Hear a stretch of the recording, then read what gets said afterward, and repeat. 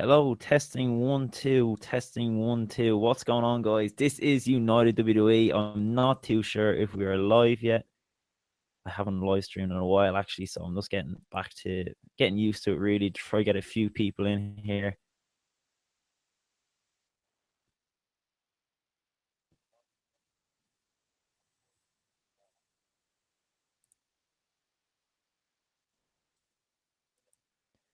I think we're all good. I'm not sure. Yeah, guys, if you're watching this after the live stream is over, you might want to skip ahead a bit in the video because I was going to make sure that everything is running smoothly. Sorry if there's any pauses. I'm just making sure the settings are all good and we're ready to rock. So, guys, if you're on the live stream at the moment, if you could just comment and let me know if everything's running okay, if you can hear me good, that would be great.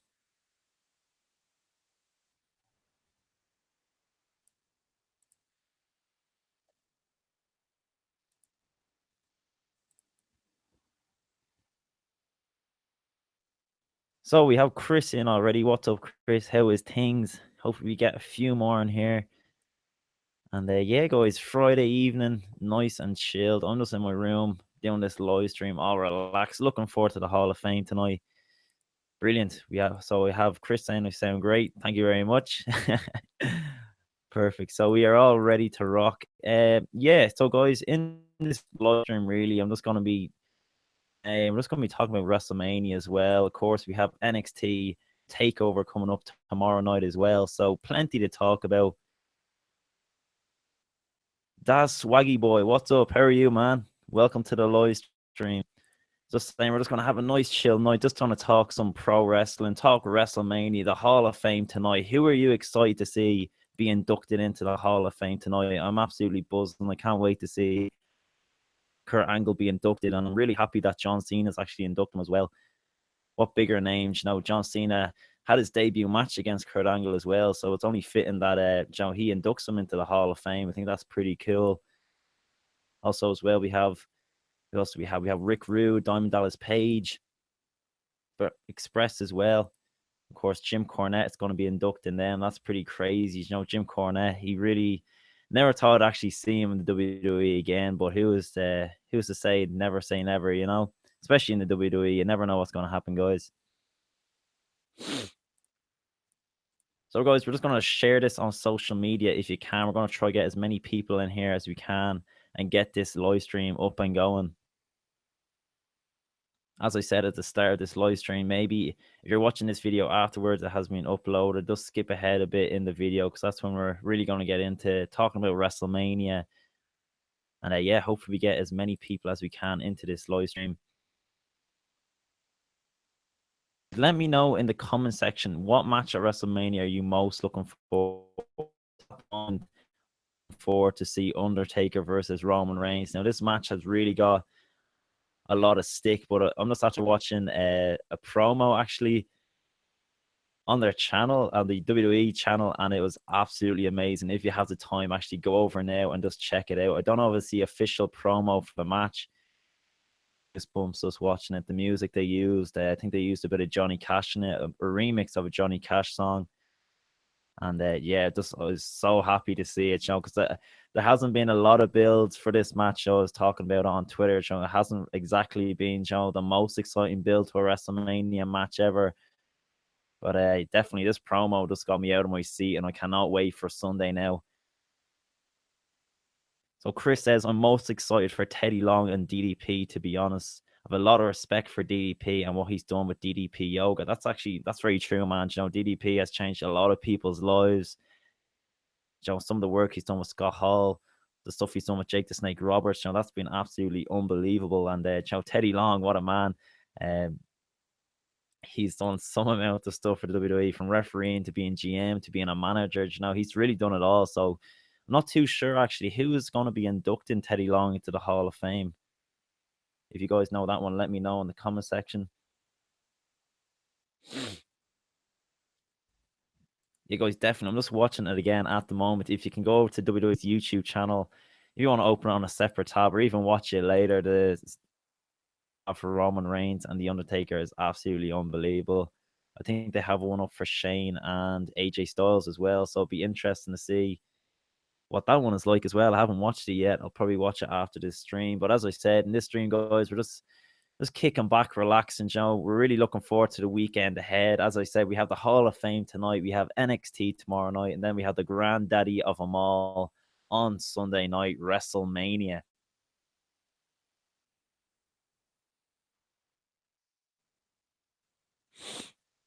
Chris says, I'm most excited for Rollins and Triple H. They'll put on a good one.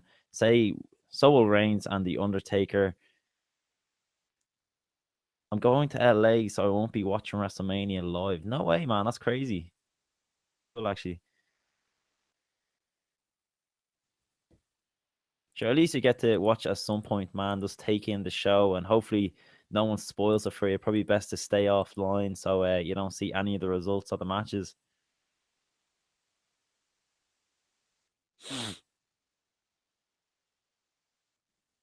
was actually hoping for this stream to do a face cam and maybe some WWE 2K17 gameplay, but I kind of had to scrap that because where I am at the moment, the internet isn't too good. But hopefully we'll have that fixed for the next live stream, and we'll be able to do face cam and stuff like that.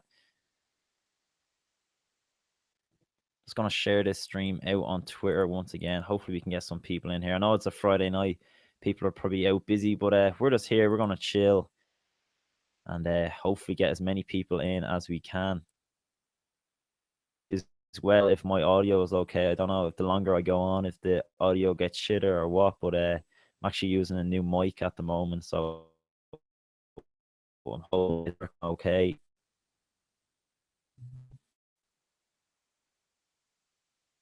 Once again, if there's any pause in the audio,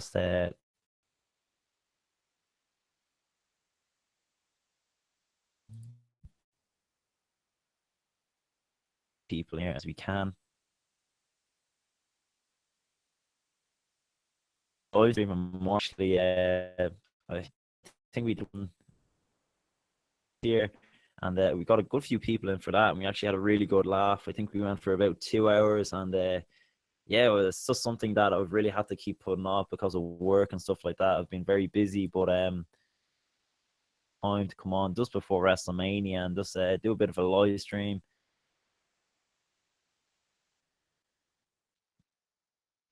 So Chris says, who do you reckon will return like last year? HBK, Steve, and Mick.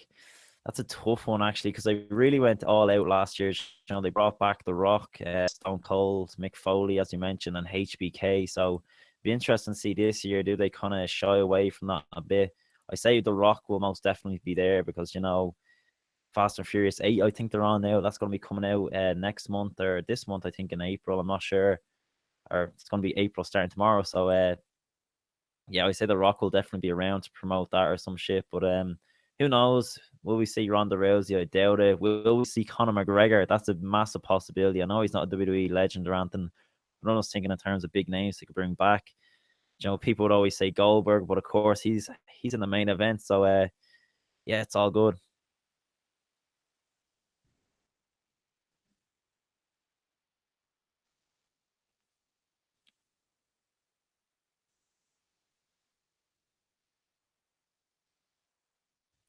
It could be just the mic, or it could be just the internet that I'm using. I'm not too sure why it's. Sorry if it's lagging up or breaking up, anything like that, guys.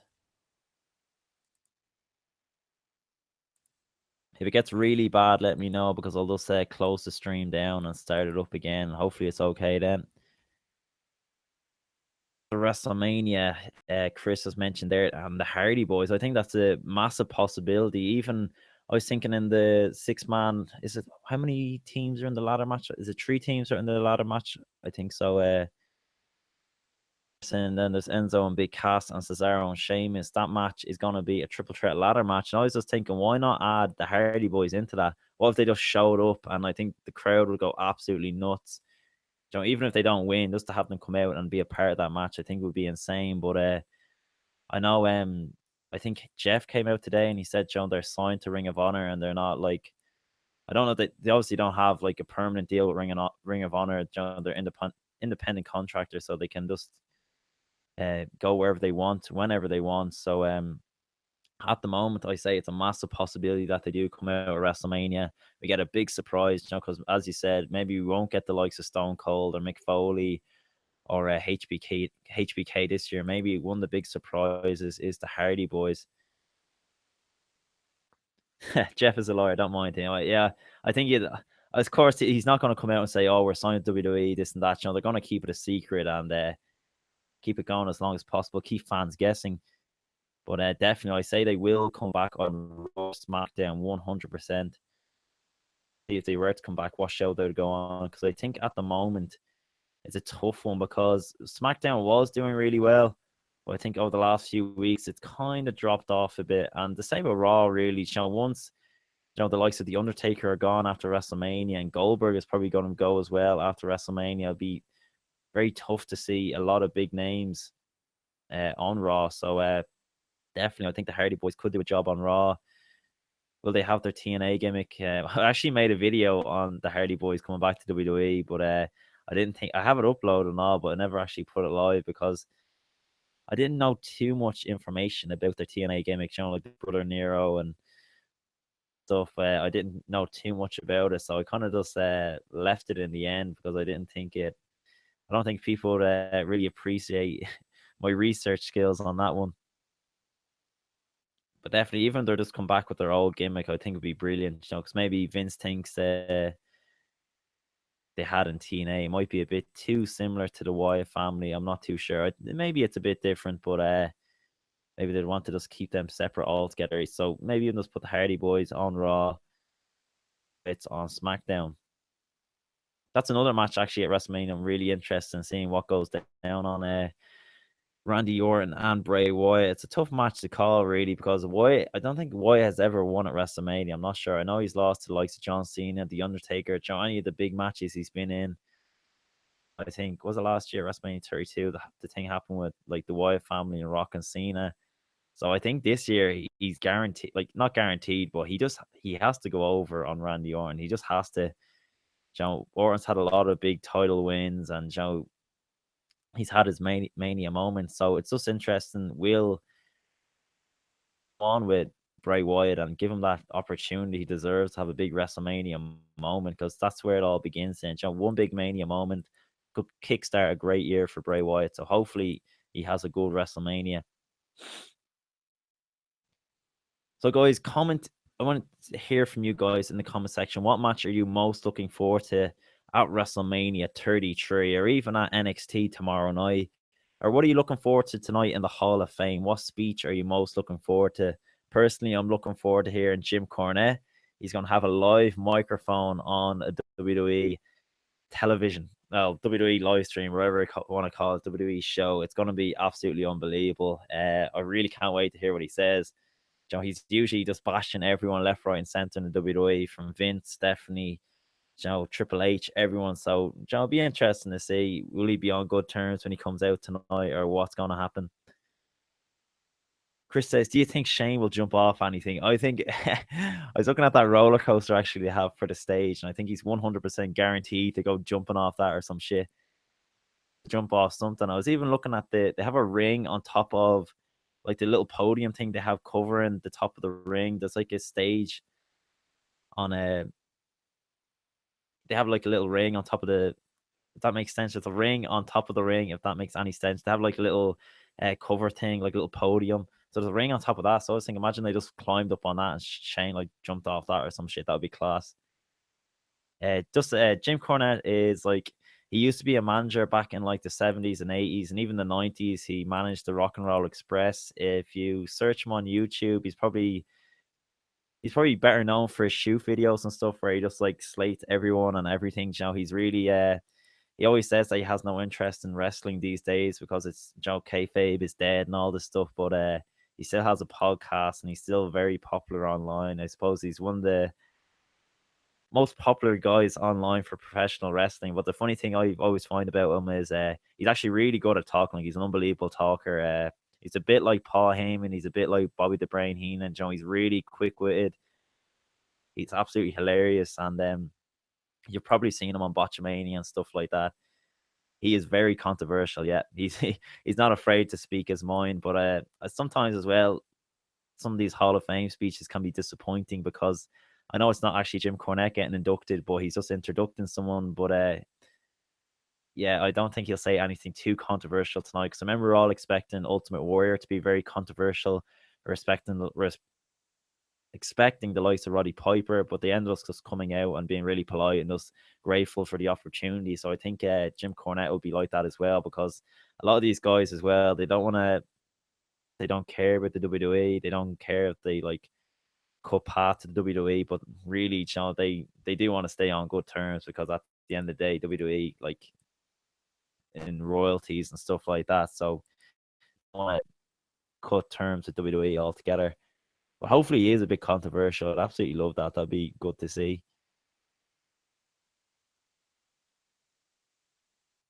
If the microphone is cutting up, guys, or the stream is laggy or anything, let me know because probably won't stay on for too long then because I don't want to have a shitty quality stream. Just gonna go through the match card actually for WrestleMania, guys, and just comment, let me know what match you're most looking forward to. So we're gonna start off. We have the 2007 Andre the Giant Memorial Battle Royal. We have Neville versus Austin Aries. That is for the Cruiserweight title. We have Bray Wyatt, of course, who is the champion. He's going against Randy Orton. That's just a singles match. I think there's no stipulation in that. We have Goldberg versus Brock Lesnar. Of course, that one's for the championship as well. WWE Universe's title. We have The Undertaker versus Roman Reigns. That's just a singles match as well. Seth Rollins versus Triple H in a non-sanctioned match. That should be an absolute cracker. I just hope Seth Rollins doesn't, I know obviously Triple H is going to target his knee. He's going to have Seth limping all over the place, but I hope Seth is able to wrestle a good bit in that match and doesn't sell the knee too much. So Chris said it's not too laggy, not bad at all. I can hear you perfectly. That's good. If it gets shitty, just let me know. So Chris wants to know, where is Balor? That's a very good question. He has been wrestling on live events and stuff like that, but apparently, he's not. I suppose he's not 100% ring ready probably to come back, or else WWE just don't want to write him into any storylines just yet. Come out at WrestleMania and get involved in some sort of feud with someone. I think it'd be very hard for him to take actually not to be part of Mania after making such a great recovery. At the live events and stuff, he looked in absolutely unbelievable shape. Of course, it's never to tell if he's in good ring shape or not, but definitely if he's fit and ready to go, why not have him involved in WrestleMania at some point? I know there is talk as well of having him go against Brock Lesnar, and that's a coming up feud after WrestleMania. I think definitely Balor should go after the title then 100%, because he will have his title shot. He's guaranteed a title shot because he was injured. He had to hand the belt back over, so he is due a rematch for that title. He'll probably be in the Battle Royal. He could be actually, yeah. I just really think that's Strowman's to lose this year. Guaranteed nearly that he will let Strowman win that match, but I was just hoping Kane is involved in WrestleMania somehow. I was told the other day, actually, he's running for I don't know if it's for mayor or governor or something in his local town or some shit like that. But he's involved in politics, obviously, and it looks like he's going to be taking some time off for that. So he could be gone for a few months, but I just think it'll be stupid for him not to be involved in WrestleMania, even if it's just in the Battle Royal, because Kane is, he does only have a few years left in him. This could be his last year. Who knows? But I definitely think he wouldn't want to be missing too many WrestleManias with such a short amount of time left. Just going through the rest of the WrestleMania matches, we have Shane McMahon and AJ Styles. That's just a singles match, actually. I thought that was some sort of street fight or something, but obviously not. But who knows? They'll probably just get counted out or something like that, and just go about doing their own shit, like jumping off roller coasters or whatever the fuck Shane's gonna do. I haven't a clue, but yeah, I just hope AJ Styles better get the win on that one. Next up, we have Bayley versus Charlotte versus Sasha Banks versus Nia Jax. Now, this match, I don't know why Nia Jax is included in it. I'm not really a fan of Nia Jax.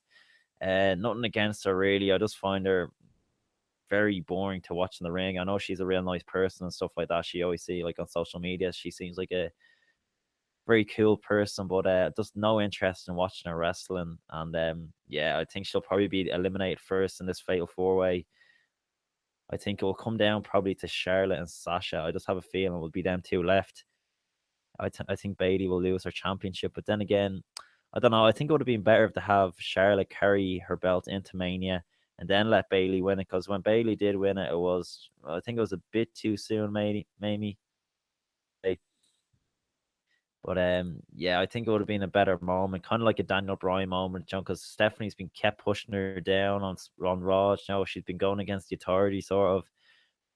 But just to have Bayley have that moment at WrestleMania would have been cool. But now she's champion, even if she does win it kind of will take away from that special moment. But maybe it'll be Sasha's turn again.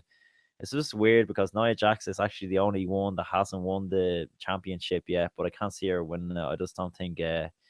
Yeah, I don't think that would go down well at all. I think she'll be eliminated first. All three of them will just gang up on her and get her eliminated somehow. Chris Jericho versus Kevin Owens for the United States Championship. Now, this is the feud that really had like a lot of people talking on Raw after Fastlane, after the Royal Rumble, stuff like that. Are down the last couple of weeks. People have really kind of forgot about it, and they really haven't done anything on Raw the last couple of weeks. I was even thinking like Samoa Joe and Sami Zayn, like what's happening with them? Are they going to be in the Battle Royal at WrestleMania for the Andre the Giant Memorial Battle Royal match, or what's happening with them? Because I really think Samoa Joe needs to have a match at WrestleMania, or he should have had a match at WrestleMania. Whether or not they squeeze him in on the pre-show, I'm not too sure. But yeah, I think Kevin Owens will go over on this one. Of course, Chris Jericho said that he will be taking time off soon after WrestleMania. I think he's gone on tour with his band Fozzy, and of course, he's just been going for about 2 years now, flat out with the WWE. So someone at his age really deserves a break. We also have John Cena and Nikki Bella versus The Miz and Maurice. Now, this match, I always thought this was a bit, it was a bit random, I thought, but the more they've kind of gone on SmackDown the last couple of weeks, it's come together well. I think Cena is just too good on, like, The Miz is good on the mic, but I don't care what anyone says. Anytime someone goes one-on-one with Cena with the belt or on the microphone, they're not going to be able to hang with him. Even The Rock, when he came back, he was kind of made look like I love The Rock, and I wanted him to be Cena and stuff like that. But Cena just made him look like a child on the microphone, because he's not someone that needs lines written from. He can just, even it must be come from the way he's able to rap and stuff like that. He can think so quick, and he can just get all his making his point and just owning someone. Nobody can hang with him on the mic. I think probably the only person that really could was CM Punk, because he was like that as well. Just quick-witted and just so intelligent, and that's what Cena is as well. The Miz comes out and he'll be having a laugh and stuff like that and picking away at Cena and Nikki, and then Cena comes out and when Cena gets serious, nobody can hang with him. It's almost as if sometimes Cena just kind of has a joke and laugh around, because he thinks like, if he does get serious, it will just look like he's bullying the rest of them.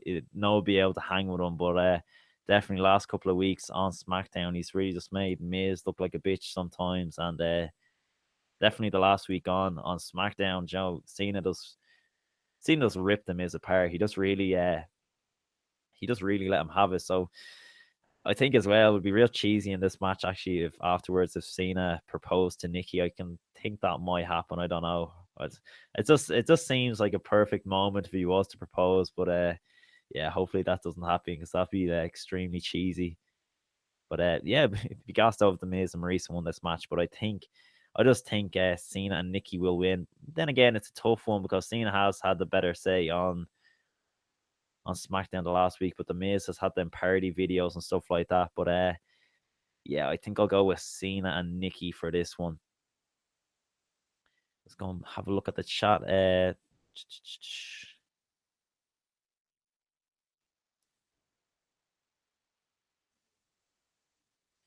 Chris says it was crap that Punk dropped the title to The Rock. Yeah, I thought that. I really love both guys going into that match, because I didn't mind at the time who won. CM Punk was my favorite. The Rock, I really like The Rock as well.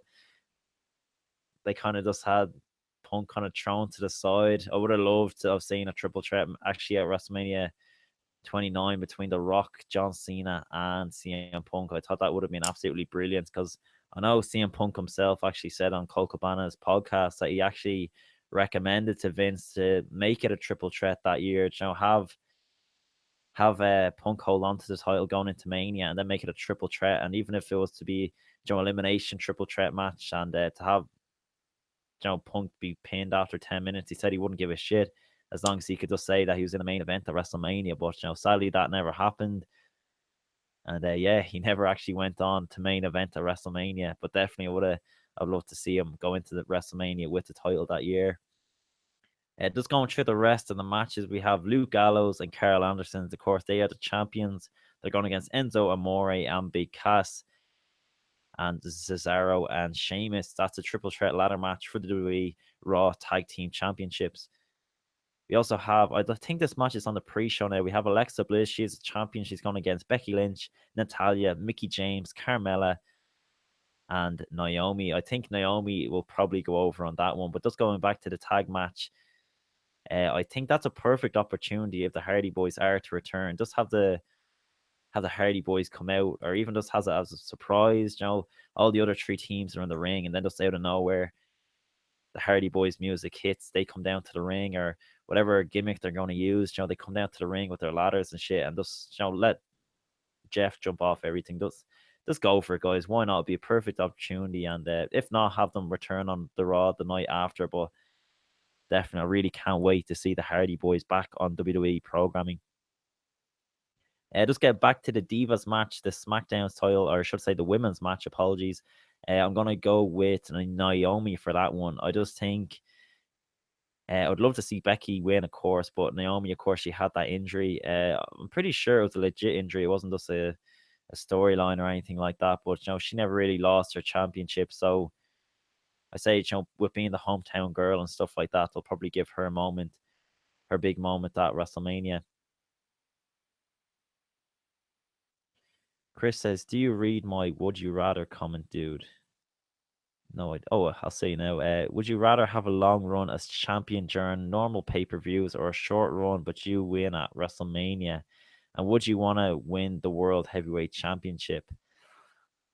That's a very good question. It's a tough one, but I think winning the title at WrestleMania, that would be something amazing because that would really go down in history. That would be WrestleManias, even if they're shit, people remember them. Like, even people still remember the Miz versus John Cena and stuff like that. And it's definitely going to go down in history more if it happens at WrestleMania. So I think I'd rather a short run, but you win at WrestleMania. I think that would be a good one, actually. Because, we've had the likes of, just say, for instance, someone like Jack Swagger or Rio even, or even a Mark Henry or something. They win titles, world heavyweight titles at like a, just say a Battleground or even a Vengeance or whatever the pay-per-view may be, Elimination Chamber. But like 5 years down the line, you're not going to remember that. You're going to completely forget about that. Even someone like Dolph Ziggler, not many people remember in a few years' time that he was world heavyweight champion. So I think if it happens at WrestleMania, though, you've really cemented your name into WrestleMania and WWE history. Chris said, would you rather win the World Heavyweight Championship or the Universal Championship? I'd probably go with World Heavyweight Championship because that has a lot more prestige, a lot more history. Of course, the Universal Championship, that's kind of that's just the latest thing, really. It's only come into programming recently, so I'd probably go with the World Heavyweight Championship because a lot of legends have won that, from like Stone Cold Steve Austin, The Rock, Triple H, The Undertaker, Kane, all this, like, the list goes on. But I'd probably go with that one because it just has a lot more history. And so Chris says he'd rather go with the Universal Championship because Balor and stuff. Yeah, that's a good point, actually. And I suppose it'd be good to say that you're one of the first people to win it, and it's just a new belt, so you could kind of like pave the way for that championship and stuff like that. So that's a tough question, actually. But for me anyway, and me being old school and stuff like that, I'd probably go with the World Heavyweight Championship. Just gonna try to share the stream out again, guys. It's a bit of a turn off for people to tune into these streams if there's not gameplay and stuff like that, or even if there's no cam. But sorry once again about that. My internet just isn't the best where I am at the moment, so do that. But hopefully the next time we stream, guys, that it will be sorted and we'll do cam and probably have it in HD and even some gameplay stuff like that, just to make it more enjoy sticking around.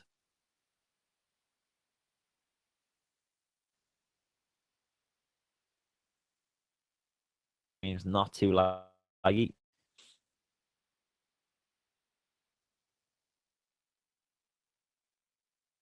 I think you should try get viewers to have all on 2K17. Yeah, that's a really good point. Yeah, that's something I've actually really wanted to do, but the moment sometimes my connection and stuff like that just prevents me from doing stuff like that. But hopefully, I'm really hoping to get all that sorted soon. So stuff like that will be a real good possibility to be able to do. He is absolutely unbelievable at WWE 2K17. He's one of the best people I've seen it anyway.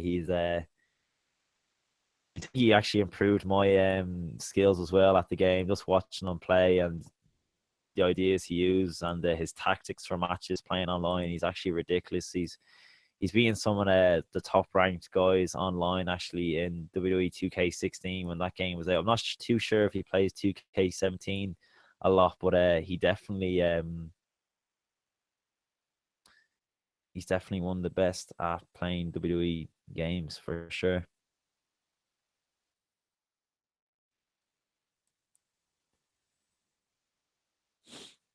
I think if I start to open tabs and stuff like that, that's why it gets a bit laggy. So sorry about that. Hopefully it's back to normal now.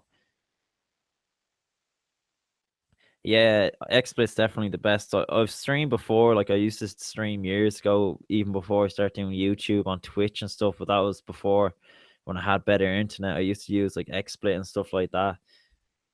And just when I try it these days, it's just always really slow and I can't stream in HD. But it's just where I am at the moment where I'm living. The internet isn't the best. Like I can do the basic stuff, I can upload and I can watch videos and stuff like that. But even I can play games online and stuff against people. When it comes to streaming, you need really good internet for that. But sadly, I just don't have that at the moment, so it can be pretty tough.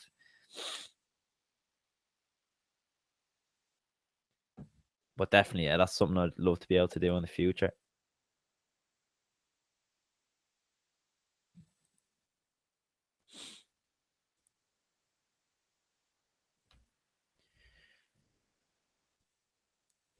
It's been kind of tough getting people into this stream tonight, guys. Hopefully, we can get a few more. Thanks to Chris for sticking around.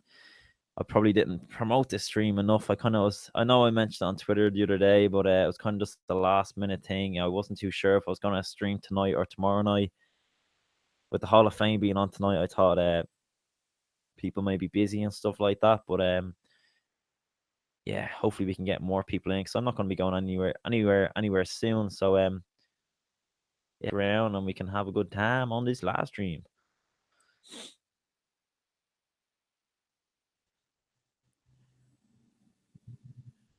Definitely, guys. I know I mentioned it earlier on the stream, but if you have the chance, go to WWE's YouTube channel and check out the promo they have for WrestleMania for The Undertaker and Roman Reigns. It's absolutely phenomenal. Phenomenal. Phenomenal. I can't even say that. Jeez, it must be that kind of monster I had. I'm all jittery at the moment. But yeah, that promo is absolutely unbelievable. Chris says, if Mr. Anderson came back, what would you think? Also, you should talk about ScrapMania for a while. Ooh, ScrapMania. I actually kind of forgot about that because I'm going on 2 holidays this summer. I'm going to Lanzarote in May. That's the last week of May, and then I'm going to Italy. Once I got back from there, I'm back from Lanzarote for like a week, and then I'm going to Italy. I'm going to Lake Garda, but I have ScrapMania to go to in April, so that's something I'm really looking forward to.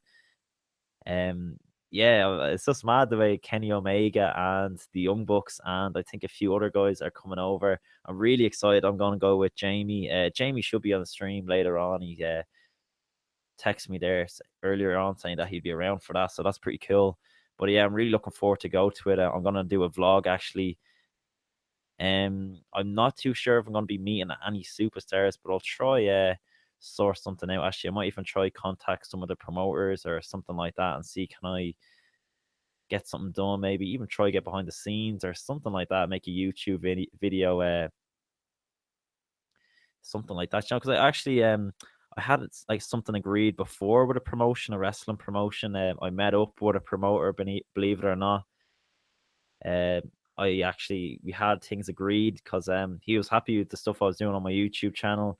He saw that I had a big Irish following, and a lot of my subscribers are Irish or Dublin based and stuff like that. So he knew that my channel was actually a good way of promoting. It was actually Irish Whip Wrestling at the time. They were thinking of doing something with me to promote their company and stuff like that. And I actually met up with them, but in the end, things kind of fell apart in the end. And it was I had the idea of doing interviews and stuff with wrestlers and doing my own promos. So maybe going to a few events, doing camera work and stuff like that, and putting a few promotional videos together for them.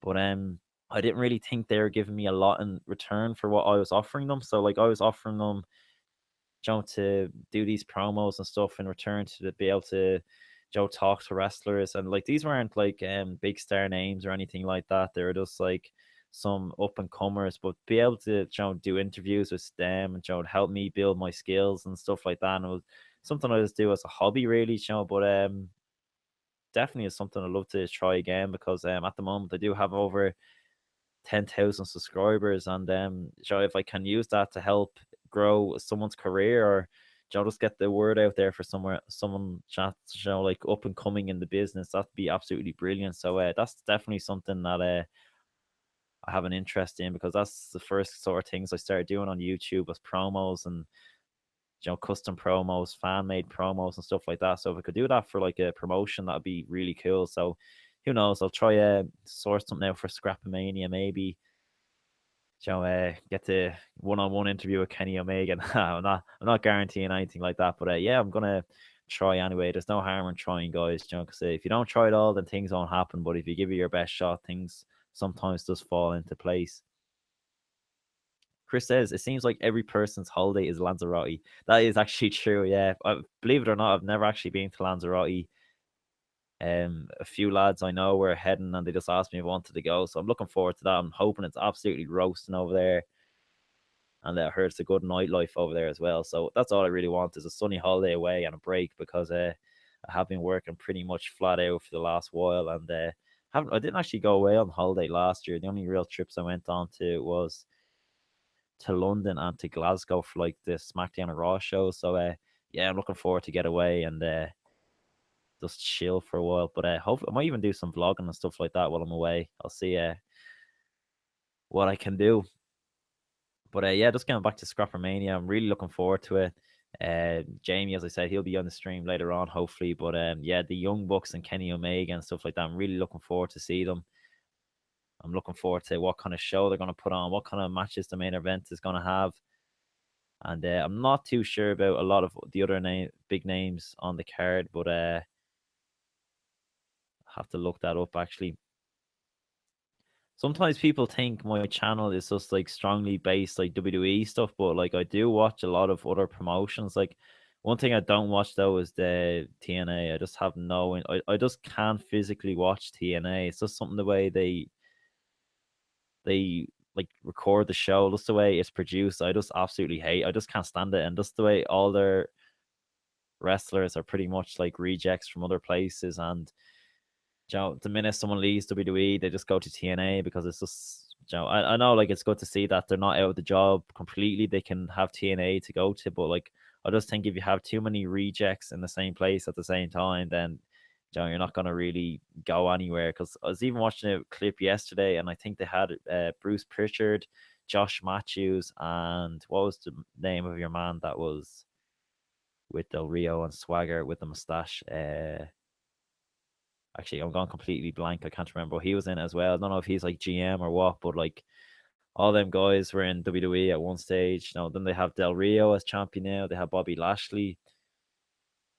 Just speaking of Del Rio, doesn't just maybe think of what happened with Paige and all that crazy stuff. Actually, that was absolutely mental. Paige's career is nearly 100% over now after all that. But it's mad how like she gets all the slack for it, even though the likes of Xavier Woods were in it as well. It doesn't seem he's been, not that they should be punished because it was a leak and all that stuff, but it takes two to tango, let's just say. So Xavier Woods, maybe WWE just protect him at the moment. They don't want. I know on some of the YouTube videos he was involved with and stuff like that. That they what should I say? They deleted the comments and stuff like that. They stop people from commenting on the videos, even though that's why they've been doing the backstage segments the last couple of weeks, just so they don't get like fans booing them or anything in the ring or taunts and stuff like that. But they are going to be hosting WrestleMania, so they won't have much places to hide. So it'd be interesting to see how Xavier Woods recovered from this and how he continues. But especially for Paige, I know there's talk actually that she was going to get married. I think it was yesterday or something. I don't know if that actually happened in the end or not, but I don't think that's the best way to go about like recovering your career, because after something like that, it's really hard to recover. Having a tape and all released of you or leaked, I should say, like it's so hard to come back from it. Like even Hulk Hogan and stuff like that, they just had their careers ruined and stuff. But definitely Paige's career's on rocks at the moment. But yeah, let's not talk about the negative stuff really. Let's focus on WrestleMania, guys. So if you're just joining the stream now, I just want to know, guys, what match at WrestleMania are you looking forward to? Because it's going to run through the match card once again. So we have the Andre the Giant Memorial Battle Royal. So will Strowman win that match? I think he most likely will, unless we get some shocks, maybe Big Show or Shaq or something like that. I don't know. Neville versus Austin Aries. I think Austin Aries goes over in this match. Bray Wyatt versus Randy Orton. I am going to go with Bray Wyatt. I just think it's his time to shine, and Orton's had his day. He has many years left in him, Orton, but I just think Wyatt really needs this win. Goldberg versus Brock Lesnar. I'm going to go with Brock Lesnar. I just don't see Goldberg going 3-0, but I think there could be some sort of big swerve in this match. I just can't see them having another quick match again. Like something's going to have to go down. Something's going to have to happen. And yeah, I just think I don't know if they go out there and stink to joint out, then WWE are going to get a lot of slack. But there has been a lot of talk actually of Roman Reigns and The Undertaker going on last. Now, this is something I really wanted to talk about on the stream. More and more likely that this could be The Undertaker's last match. Now, I will never, ever, as long as I live, I will never be prepared to watch Undertaker's last match. And I think the way the WWE are building this is, if they build this as the Undertaker's last match, so if he loses this match, he's going to have to retire. All the attention would have been on the Undertaker. The way they're kind of building it at the moment is, the attention is on Reigns. That everyone's talking about Reigns. Will Reigns be the guy to, beat the Undertaker at WrestleMania after Lesnar did it a few years ago? Will Undertaker go 3-1 or something at WrestleMania, or 24-1? I can't remember. But will it be Reigns that kind of puts that final nail in the coffin of the Undertaker? It's a tough one for me, because as I said, I'll never be able to.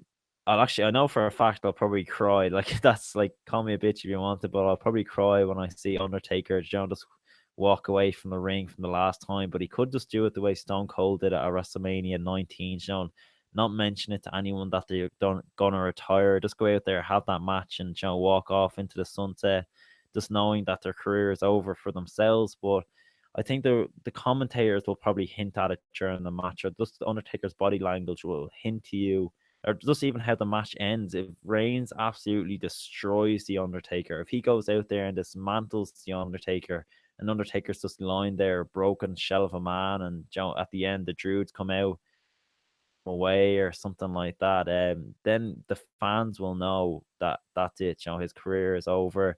The dead man is gone. But I just hope there's some sort of signal that if he is to retire, they let us know.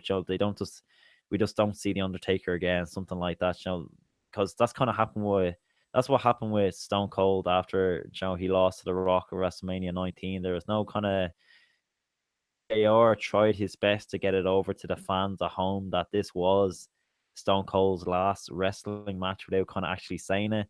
because I remember they showed Austin walk all the way up the ramp, and they never, JR was really emotional. You could hear it in his voice, and he kind of hinted at, this was Austin's last trip down the aisle. But I just think that's the way the Undertaker would want it. We all know the Undertaker's always done everything he could for the business.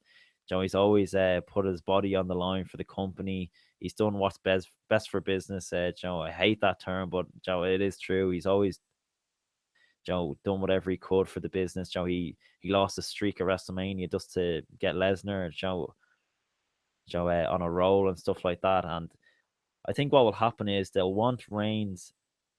It looks like they're building towards another Reigns and Lesnar feud. Maybe it'll be next year at WrestleMania, but what they'll want to be able to say is that Reigns beat The Undertaker and Brock Lesnar beat The Undertaker. So who is going to be the man, between the two when it does go down again? Probably at WrestleMania 34 or something like that. But, a lot of talk for Reigns' heel turn, and there'd be no better way to do it than at WrestleMania. Not that he needs a heel turn, because, just let him be a badass. Just let him be a Samoan badass. That's all I want to see. But I'll get back to that in a minute. Chris says, holy crap, I just realized I've been with the channel for more than 4 years. How many subs did you have 4 years ago? He also says, I want The Undertaker to be on the Dublin show. And 4 years ago.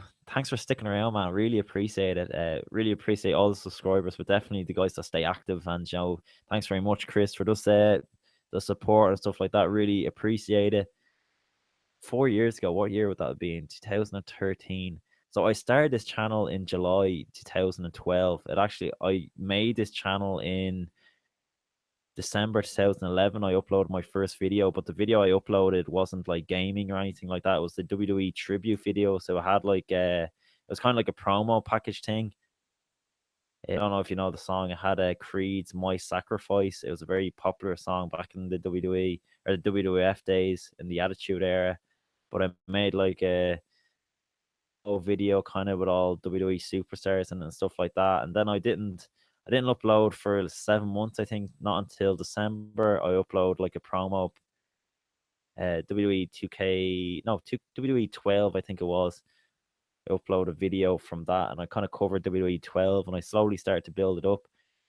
2013, I probably had around. It's just a rough guess now, but I probably had around 1,000 or 2,000 subscribers, maybe something like that. But definitely, it's mad how far we've come. And yeah, he's actually said there, Chris has said, yeah, I had another channel and commented on your 2012 WWE video. If you look at your comments, you find a dude called WWE. Oh, cool. That's little, man. So then you made a new channel and you still came back and subscribed. That's class, man. Thanks very much for that. I actually remember going. I think the main event of that Dublin show was Ryback versus CM Punk, and I remember being so excited to see CM Punk. I've seen him live 2 or 3 times before that, but this was the first time he was a main eventer, and the first time that he was the real deal. I had his T-shirt. I bought the yellow T-shirt, and I went with my mate Rob actually, and hopefully actually Rob will be coming with us to the next Dublin show. He's I think he said it'd be interesting coming. Gav is going to be coming with me to London for Raw and SmackDown in May, so we're really looking forward to that. But yeah, we've come a long way since 2012 on that Dublin show. I've covered, I think, pretty much every Dublin show since then. The NXT shows as well, and a few Raw and SmackDowns here and there that I've gone to. That's no problem, Chris. I'll definitely keep the stream going. Hopefully we can get a few more in here. But yeah, guys, we're just going to go back to talking about Roman Reigns and The Undertaker. Chris says, yeah, mate, Jamie is a nice dude. Yeah, he sure is. Jamie's a great crack, and I'm looking forward to meeting up with him again in April. But just getting back to WrestleMania, Roman Reigns and The Undertaker. As I said, Undertaker isn't a guy that's going to say that this is his last WrestleMania or anything like that. He's just going to go out and absolutely work his ass off in this main event. And if this is to be his last match, then I don't think he's going to want to go out there and make a big hoo-ha about it. He's just going to go out there and do the very best he can in that match. And whatever happens, happens. Hopefully, he does not get injured. I know it's actually at the Royal Rumble, I think it was. He did not look in the best of shape. He looked a bit, I wouldn't say, not that he was rusty, but he kind of looked like, I don't know, it looked like he was carrying an injury maybe. He looked like he was, he just didn't see himself because all he was doing was just standing there throwing punches. He wasn't, he wasn't really moving about the ring freely. He looked like he had a back injury or something. Maybe it was, I know he had surgery on his hip, but I'm just hoping that he gets through this WrestleMania clean. You know, he doesn't pick up any more injuries or anything like that. But definitely, if I just think Reigns will win this match, I just can't see anything else happening. But who knows? Undertaker could beat him clean and go on to next year's WrestleMania. But if Reigns is to be the next Cena, then I just can't see that happening, sadly. But Joe Undertaker's always been one to do what's best for the company. So if things aren't going his way this Sunday, then I hope he doesn't just hang up the boots and he thinks about what's next in line, but definitely he doesn't owe the fans anything. He's done all he can for the WWE and the fans, and hopefully he can just go out there, stay safe on Sunday, not get injured or anything like that. And yeah, hopefully he gets through the match okay. Moving on, guys, what we talk about next: Shane McMahon and AJ Styles. Now, here's a match that a lot of people have bashed, a lot of people are not looking forward to. Personally, I love the two guys in this match. AJ Styles, you know, ever since he came in from New Japan, he's just been on a roll. He's been selling unbelievable amounts of merchandise. I bought pretty much every t-shirt he's brought out so far. I saw brought out another new t-shirt the other day, so I have to get that too. It looks like pretty slick. But yeah, it's a tough one to. No, I suppose this one isn't a tough one to call. I think AJ Styles goes over in this one. It's just a matter of what it is. Shane McMahon jumps off. That's the question. Will Shane McMahon jump off the roller coaster thingy they have set up on the stage? Guys, if you haven't seen the stage for WrestleMania, go look it up on Twitter. Go look it up on the dirt sheets. It's absolutely phenomenal. It's unbelievable. The stage they have like a universal, like a globe on the stage, but they have a roller coaster beside it too. The ramp goes right down through the crowd. It's a massive slope. It's pretty cool, and I can't wait to see what Shane jumps off. I was just saying earlier on the stream as well, guys. There's like a roof, you know, them podium things that have to cover the ring in case it rains or anything like that. The podium on top of the ring actually has like a fake little ring set up on top of that as well. So I was thinking, imagine AJ Styles and Shane like climbed up there and did something on the ring on top of that. That would be unbelievable. But Shane really has a lot of pressure, I think, going on him this going into WrestleMania on Sunday, because last year he did jump off a Hell in a Cell. So what the fuck is he gonna jump off this year? Let me know in the comment section, guys. What do you think Shane McMahon is going to jump off this year? Styles pull something out of the bag. Actually, maybe he's the one that jumps off something this year. Maybe they have some idea, but definitely they didn't just throw this match together for like just a random reason. You know, they have something in mind, something these two guys can pull off. So hopefully we see it on Sunday, and no one gets seriously hurt. So yeah, guys, I'm gonna go with Shane McMahon. I know I'm gonna go with AJ Styles. What I'm saying, AJ Styles to go over in that match. I just think after he lost last year to Chris Jericho and the year that he's had, you know, he's gone on an absolute rampage. He's won the night after WrestleMania last year. He won a fatal 4-way to become the number one contender, and ever since then, you know, he's had great matches against Roman Reigns, John Cena. You know, he defeated John Cena 2 or 3 times. He became the world heavyweight champion. He held that until the Royal Rumble, where he lost to John Cena.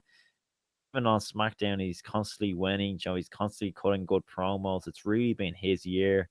So I really hope that he continues to go strong in the WWE, and no better way than to pick up a win at WrestleMania versus Shane. Because a lot of people say, oh, it's Shane McMahon, it's not going to be a great match and stuff like this.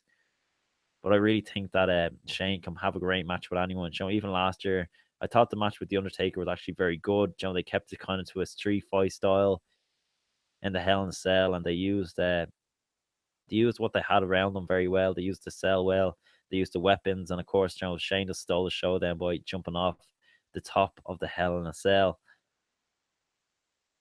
Shane will have no problem in this match going one-on-one with AJ Styles. I'm sure the two of them will be able to hang with each other absolutely fine. And there's no one better to get you through a match than AJ Styles. What else do we have on the card, guys? Chris Jericho and Kevin Owens. Now, this match, I was talking about it earlier on. It's a tough. I suppose with I keep saying that about every match. It's a tough one to call. One really sometimes it's not. But Chris Jericho looks like he's going to be going away with Fozzy after WrestleMania for a tour, so he won't be around for too long. So who knows? He'll probably leave after Extreme Rules. I say they'll have a rematch, but I definitely think Kevin Owens is going to win this Sunday at WrestleMania.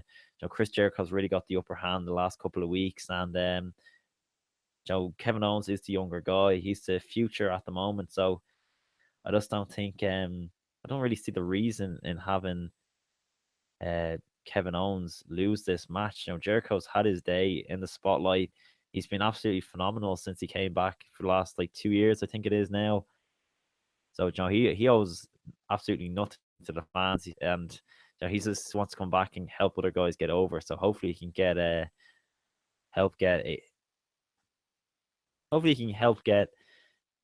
Kevin Owens. So sorry guys, I went completely blank there. I'm actually running out of my can of Monster at the moment, so sorry if I'm getting a bit tired. Because if you're joining the stream, let me know in the comment section what match you're most looking forward to. I'm just going through the card at the moment, and if you're joining the stream late or you're watching this after it's been the stream is over, very apologies for any lag in the stream. Where the am at the moment, the internet isn't the best, but tonight's the only night I can stream, so I just thought I'd come on here and chill, have a good old time with you guys, and just talk about the festivities ahead for this weekend. We have the Hall of Fame tonight, then we have NXT Live tomorrow night, NXT Takeover, and then we have WrestleMania on Sunday. Tonight, of course, I'm really looking forward to see Kurt Angle get inducted into the Hall of Fame. Who are you guys looking forward to see, guys? I'm really, really, really looking forward to see Jim Cornette as well. I think he might have a few controversial things to say. Of course, he hasn't been on WWE television in about, I don't know, 22 years maybe, since 97 or 98, I think. But that's been a very long time away from the business. So 20 years, what am I saying? But yeah. So Jim Cornette, if you guys don't know Jim Cornette, just search Jim Cornette on Google or on YouTube, and I guarantee you'll be laughing your head off. The way that man's able to talk, he's like Heenan or Paul Heyman. He doesn't stutter. He knows what he's saying. He's extremely intelligent. He probably has one of the greatest minds for pro wrestling there is. He's actually very old school in his thinking. He always talks about how he can't watch WWE these days because he's very old school. He likes the kayfabe days and stuff like that. And I don't think he's ever got to terms with how WWE and wrestling in general has just evolved over the last couple of years. So I think he'll find it. I think he'll be pretty shocked to see how things have how far things have come when he does return to WWE tonight for the Hall of Fame. Just getting back to the match card, guys. I'm looking at the pre-show. I'm not too sure what matches are on the pre-show. I'm guessing the WWE Women's Championship match, the SmackDown Championship match is going to be on the pre-show. What else is there? Andrew the Giant Memorial Battle Royal. Is that going to be on the main card? I'm not too sure. I'm going to have to look that one up. What else do we have? We have Luke Gallows and Anderson, the triple threat tag team match. I think that's going to be on the main card. Surely that will. My prediction for that one is maybe the Hardy Boys come out and that becomes a fatal four-way ladder match, team match, or whatever the fuck you want to call that. 4 teams in the ladder match. I think that'd be absolutely awesome to see. We have Bayley versus Charlotte versus Sasha Banks versus Nia Jax. I covered this earlier on in the stream. Wasn't a lot of people in at the time, but I was just talking about how I think Nia Jax is counted herself lucky to be in this match. I know she's really worked hard over the last year or two since she got on the main roster, but I just have absolutely no interest in Nia Jax at all. I think her matches are very boring. You might think I'm being harsh by saying that, but that's just the way I am. I just find her very boring to watch her matches, and her matches are always really sluggish. Cool. Chris is back. Welcome back, man. Hopefully we can get more people in because I'm not going anywhere soon, guys. I'm just here to have a chill night and talk wrestling. That's what I love to do. So yeah, we're just talking about WrestleMania. We can talk about NXT as well, guys. I actually haven't watched NXT in a good while. I know Bobby Roode is killing it down there, and Nakamura is too. But I just hope Nakamura doesn't stay on NXT much longer. Surely he'll be called up, the night after WrestleMania on Raw or something like that, or even on SmackDown on Tuesday night. Because the longer these guys stay on NXT, they're gonna get stale. I think someone like Nakamura, sometimes I wonder would it be just better just to get them straight onto the main roster and skip NXT. They do need stars on NXT as well. I know for the UK tour coming up in May and June, I think it is. He's not advertised to be part of NXT, so surely that indicates that he will be on the main roster by then. Bobby Roode as well, he's absolutely killing it. So Chris says, ask ScrapMania, you should talk to a promoter about your channel and I'll run over and ask for an autograph.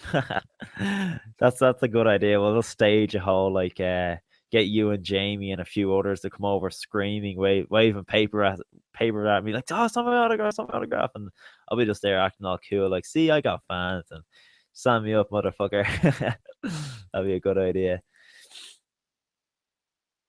No better way to show that I'm popular on YouTube. I know I'm not doing too bad on YouTube, I don't think, for an Irish YouTuber anyway. Irish YouTuber that's involved in the wrestling community. I think I might have, probably, but I don't know many other. I'm not bragging or anything like that. I'm just saying, like, Irish wrestling YouTubers, it isn't that like one of the most popular things. So I'm sure I probably have. I'm in the top 5 anyway, surely, or top 3. I'm not sure. I'm proud anyway to say that I have over 10k subs. I know sometimes I haven't had the time and stuff like that to stay fully committed to this channel.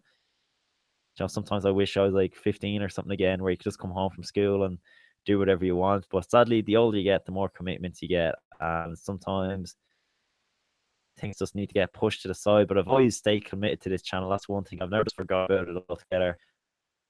Try to stay active, even if it means one video a week or something like that, or even just staying active on social media. Do it to stay in touch with my subscribers and just be able to talk WrestleMania. That's always or not even WrestleMania, just wrestling, just to keep things ticking over and continue to build the channel, do the vlogs, go away and just record my wrestling experiences, and just to hear from you guys. That's always something I love to do. Yeah, Chris has like awesome on check. I actually heard about that. I think WWE uploaded on their YouTube channel, but I haven't actually got to watch that full. I heard it was brilliant. So yeah, Chris Hero, I'm glad he's getting a second chance at WWE. I don't think he's getting much younger. I think, what's he now, like, I don't know, like 39 maybe a bit younger, 38. I'm not sure. But yeah, definitely he's not getting any younger, so he really needs to take his opportunity. Who knows? Maybe he will be involved in any of these NXT guys could be involved in the Battle Royal come Sunday. I really hope to see some of them involved. Likes on the stream, I think, guys. That's what's coming up on my stream anyway. Thanks for everyone that popped in and left a like, or even just watched for a bit and then went off. I'm sure you guys are busy. And of course, another thing as well, with just me talking, it's not the most attractive thing. Sometimes people like to watch some gameplay as well, but definitely next time I'm streaming, I'll promise to have some gameplay or something like that on screen, just for you guys to watch while I blabber on about professional wrestling. How are you guys getting on anyway? How is life? How are things going? Let me know, because I always like to hear from my subscribers. I know we talk wrestling a lot as well, but it's always good to get to know you guys better and how things are going for y'all. How things are going for y'all. Don't know why. Yeah, I think the last time I streamed, I said this earlier on the stream, I think the last time I streamed was around June or July. It was before the draft anyway, and that stream actually did pretty well. only looking at the other day, got over 1,000 views afterwards. So even if we don't get a lot of people into the stream tonight, of course, this video will be going live on my channel afterwards, so you guys can check it out then. Just to recap what we've covered in this video already, I've kind of done a small predictions video for WrestleMania. I've also talked a bit about the Hall of Fame. I think we should talk about the Hall of Fame a bit more, actually. Let me know who is your favorite inductee this year. And I'm definitely looking forward to see Kurt Angle. I cannot wait to hear what he has to say. It is great with LA, ScrapMania, and WWE Dublin coming up. I'm really happy. That's great to hear, man. Really, that's crazy where you're going to LA. Like I'm like, what am I now? I'm 22 and I haven't been to America yet.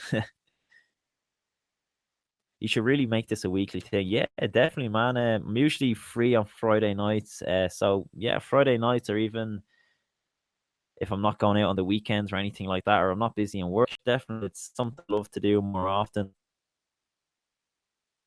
LA, that's that's two worlds apart, definitely. All the way from Scrappermania all the way to the lovely bright lights of LA. Enjoy your trip anyway, man. That's crazy. I would love to go to LA. Say it's going to be absolutely mental over there. How long are you going for, actually? That would be a good place to go for a while, actually. Maybe not too long because you'd probably miss home, but definitely LA sounds sick, dude. Teddy Long, Chris says, yeah, I as well, actually. I love when he used to come out on SmackDown and just like everything would be made into a 6-man tag or whatever. But even the stuff we did with the Undertaker, actually, remember he got into the limo and all that time, and Undertaker was like, "Oh, we're on highway to hell," and shit like that. I like, oh, as well. So he always do cringe because they'd come out and have actually, it was one of the 1,000 episode of SmackDown. No, was it like the 900 episode or whatever anniversary they're marking on SmackDown recently? Or was on Raw. I can't remember. They got him to come out and say some line that was a real tongue twister. Like I can't remember. Something got to do with BGM and the longest reigning GM or something. But like it's like they gave him that line on purpose, just so he'd fuck up and make an idiot out of himself. It was actually pretty funny.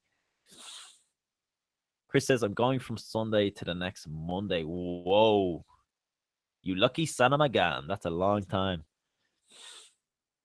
Oh, that was the line. Buckle up, Teddy. Oh, I need to go watch that again, actually. Funny enough, I actually haven't got the WWE Network in a very long time. I usually just watch pay-per-views on a stream or something like that, or it sounds bad, but I can't always stay up to watch the pay-per-views unless I'm going out for them or something like that. This Sunday, actually, for WrestleMania, I forgot to say I'm going into Dublin City for a party in Temple Bar, so I'll be at that. It's going to be up to like, I think it's between like 500 or 600 people I'm going to be watching WrestleMania with. So that is pretty cool. It's going to be on the big screens in a Buskers Bar, I think it is, in Temple Bar. So that's going to be absolutely sick. It's usually in the Woolshed, but this year last time we're at the Woolshed actually was for Royal Rumble. Was what ended up happening was the guards came in with like 10 minutes left in the show and they shut the whole thing down because supposedly some absolute idiot made some bullshit up about like how there was like illegal activity or something going on, but apparently he'd got kicked out of the event earlier on in the night, so he just tried to ruin it for everyone else by making some bullshit up and getting everyone else kicked out. One of the shittest nights of my life because well, being a wrestling fan, because there we were, the Undertaker just came out, Goldberg came out, and we're like, oh shit, things are really about to pick up. I think Lesnar came out as well, and all the televisions were turned off in the bar, all the lights had come back on, and everyone about us are like absolutely going mental. A squad team came in, believe it or not, to a room full of wrestling fans. I know, like, wrestling fans are the most dangerous people in the world, aren't they? Just like you need a squad team to settle a load of wrestling fans. That's how over the top they get.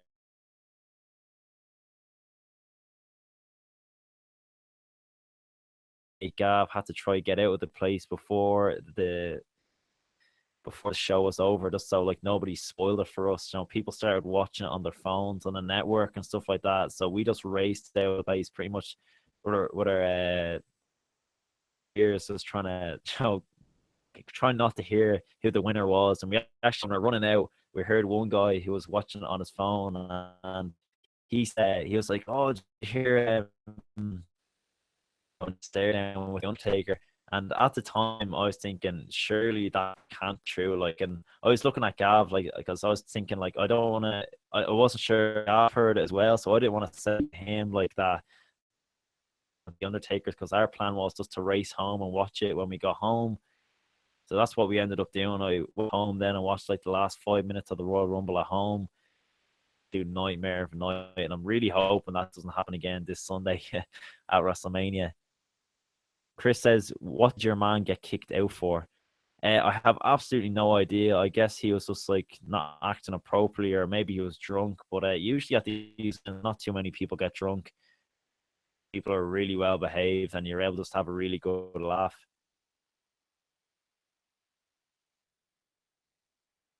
It's sad how the Woolshed couldn't see Roman come out. Oh man, I'm actually sad I didn't get to see the reaction to that. I probably would just break him shit laughing probably. But these days when stuff like that happens, I just find it like back in the day, like I would have went absolutely mental because back in the day I used to get so emotionally involved in storylines and stuff like that, and just like go mental of things that can go my way. But these days I'm just so chilled about things like that happening and stuff like afterwards. But if something like that happens, I just kind of laugh to watch other people's reactions and how over the top people go about it. People in their like 40s or 50s just lose their shit over like a predetermined storyline or a wrestling match or anything like that. At the end of the day, it's entertainment. Sit back, take it all in, and that's how you enjoy wrestling, guys. You don't enjoy wrestling by this to happen, and if it doesn't happen, you get pissed off. You sit back, relax, and just enjoy the roller coaster. I'm not trying to use that as a pun because they're using a roller coaster and all that shit this Sunday, but but definitely just sit back, relax, and take in the show. Just get lost in wrestling, because that's one reason why I absolutely love wrestling, is because you can, for just a short while anyway, you can just, for me anyway, you can just feel like you're a kid again. So I used to always just wake up on a Saturday morning, I'd go in and watch Sky Sports or Sky One, I think it was, and they'd have Live Wire on. Jonathan, the coach man, would showing all the wrestling highlights of the week that shows SmackDown and Raw and stuff like that. And like just even when I watch wrestling these days, it just reminds me of them days. You can just get lost in the moment. You're almost in a different world altogether, where you can just like and just get lost in the world of professional wrestling. It's not like anything else. It's not like any other sport. It's not like any other sort of entertainment. It's pro wrestling. I don't even know how to describe it. It's definitely something I've always been really passionate about, because I always thought one reason why people always bash professional wrestling is because they don't understand it. People think like, oh, why are you watching a lot of people run around in tights and all this crap, like it's a sort of just bashing a sort of it's gay or some shit like this. But to me, that it's always been, it's people just bash it because they don't understand it. People don't understand the whole baby face and heel, the storylines, how it's predetermined. People think that because you watch professional wrestling, they think that you don't understand that, like you think it's real, but everyone watching knows that it's not real. Of course, if you're a kid or something like that, you might not know. Like, I'll have people comment on my videos sometimes saying, like, what are you talking about? What are you saying? It's predetermined and stuff like that. You can tell straight away. Maybe that's like an 8 or 10-year-old or whatever, and they haven't been, they haven't come to terms with, being told that wrestling isn't real or whatever. Like, obviously it is real. The injuries and stuff are real, but the storylines and stuff like that are obviously made up. It's a fake. It's stuff like that. But definitely the bumps and bruises them guys takes, the broken ankles, broken legs, broken arms, that's real. At the end of the day, them being away from their family, everything about professional wrestling is real at the end of the day. Tell that in a second. Let's want to look in the comment section. Chris says, I have some constructive criticism. In the WWE double Vogs, you normally just film the ring. I like that, but you should record more of what you think about stuff, as pointing the camera at your reactions sometimes, or something's up to you though. Yeah, that's true, man. Definitely love to. I'd love to do it more often. Like sometimes I feel like I wouldn't want to. I have no problem, no problem at all, like putting the camera on myself. Because I do that sometimes. You might notice I do that after the show and stuff like that. Like, oh, what's up, Saoirse? I have actually done some predictions. I'll get back to you to doing more predictions in a minute. But sometimes when I am vlogging, just getting back to Chris's comments, sometimes when I'm doing like sometimes when I'm doing a like reaction video, not even when I'm doing a vlog, like sometimes I feel like the people around me aren't comfortable with being on camera. I know Gav doesn't mind at all, like being on camera sometimes, but sometimes like the person behind you in the row behind you or something like that, like if you turn the camera on yourself, the way the camera and stuff, like that's the last thing I want to do is make anyone around me feel comfortable or Joe record them when we want to be recorded. So yeah, it can be kind of tough sometimes, but I think I tried it a bit more in the last live event I went to. I did it during the Reigns and Sheamus match. I kind of like turned the camera on myself a bit more. So yeah, that's something I'd like to do a bit more often.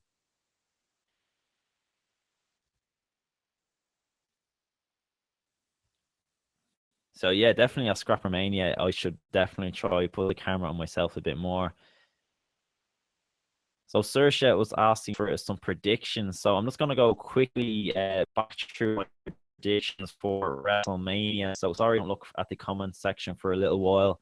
For the Andre the Giant Memorial Battle Royal, my money is going to be on Braun Strowman for this match. I just think with the way WWE are pushing him at the moment, Joey's had a great storyline, I thought, with Roman Reigns. That really helped Strowman Reigns down the ramp and all. I know he lost to Reigns, but you don't always have to win to get over and make yourself look strong. And I thought WWE did a great job, keeping Strowman looking like a badass and just little things they've had him do.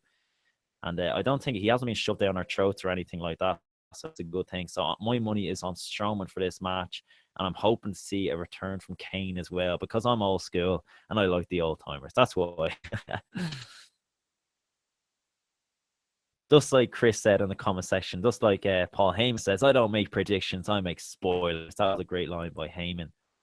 Hopefully, I'm making my predictions. So, moving on to the next match, we have Neville versus Austin Aries.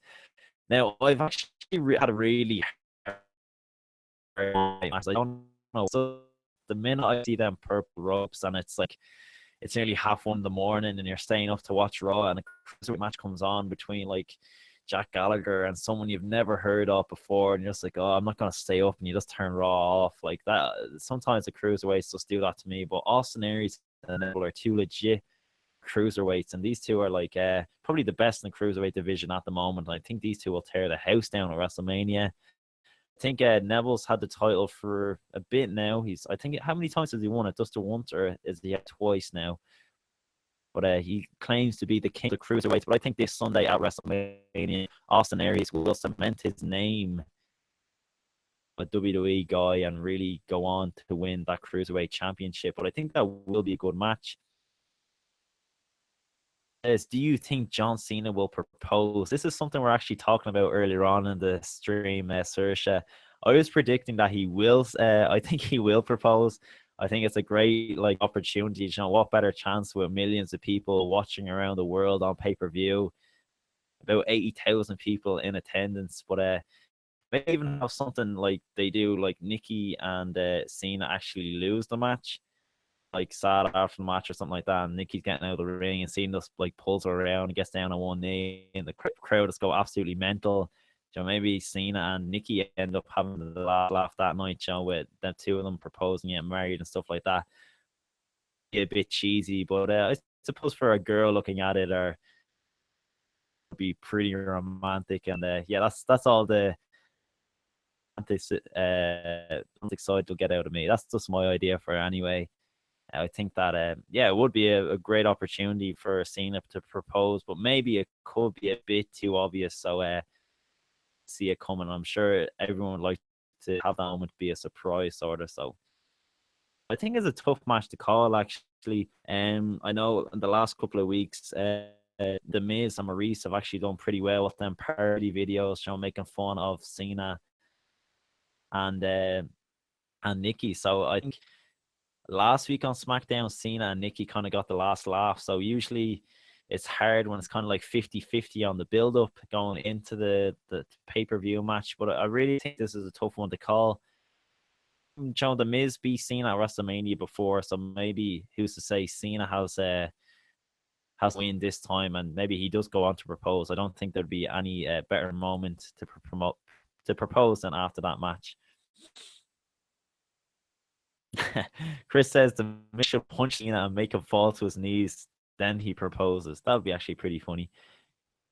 He's about to get down on one knee, and like Maurice gets back in and just low blows him, and he's just there like screaming, grab balls as Nikki's like, "What the fuck is going on here?"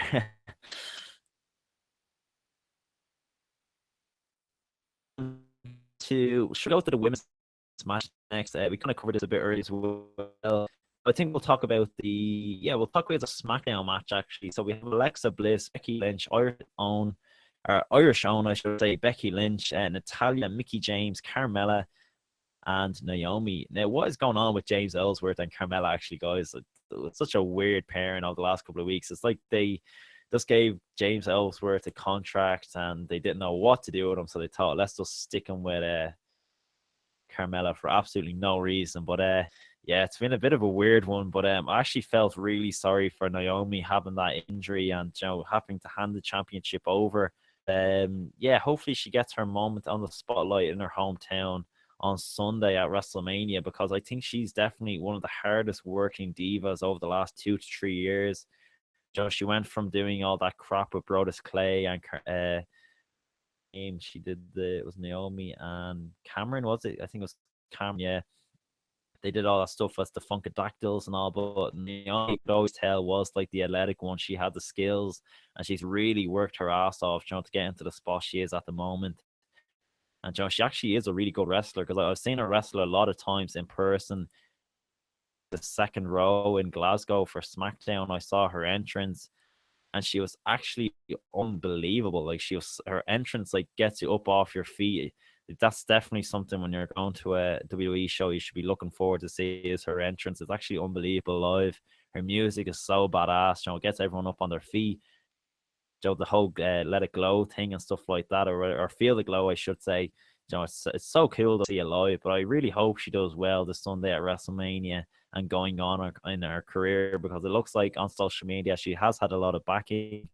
A lot of people want to see her do well, and it looks like the people in the offices have picked up in that in the WWE, and they've finally given her that push she deserves. So I'm really hoping she goes on to win the championship this Sunday at WrestleMania.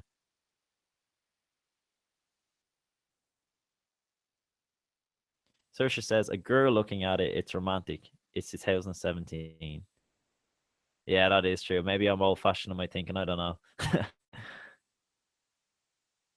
The best way for Cena to propose. What does he give Nikki something, picks her up as she's half knocked out and puts the ring on her finger or something? I don't know.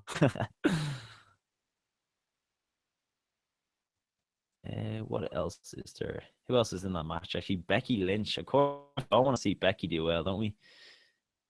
She won she has won the championship, but she lost it fairly quickly as well. So I don't know. Maybe she's a dark horse this Sunday at WrestleMania. I think she's kind of lost. I don't know. She's been kind of lost in the pack over the last couple of weeks. It seemed like when the women's revolution first started on SmackDown, that she was like, I think over the last couple of weeks, with the stuff that's been going on with Maurice and Nikki and stuff like that, and even Alexa's really started to stand out with Mickie James. And yeah, getting back to Mickie James, how do you think she's done, guys, actually, since she's come back?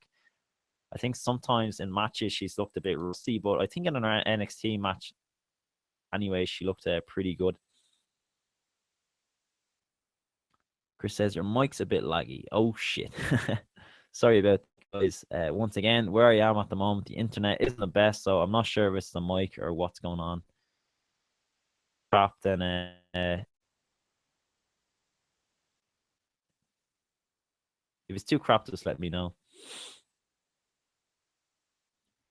Chris says, if you ever want me to edit a video or a thumbnail, DM me. I think I'm gonna try and make you a banner. Yeah, man, I don't mind at all. That would be pretty cool. I've actually had Some of the banners that I have uploaded and used, they're actually ones people have made for me. I actually haven't really made one for myself in a very long time. People like usually just comment on my videos or send me DMs on Twitter, ask me do I want banners and stuff like that used or made. So I usually just say yeah. And when it comes to banners and stuff like that, because if people want to showcase their work and stuff like that on my channel, then like that's cool. You know, if that helps them.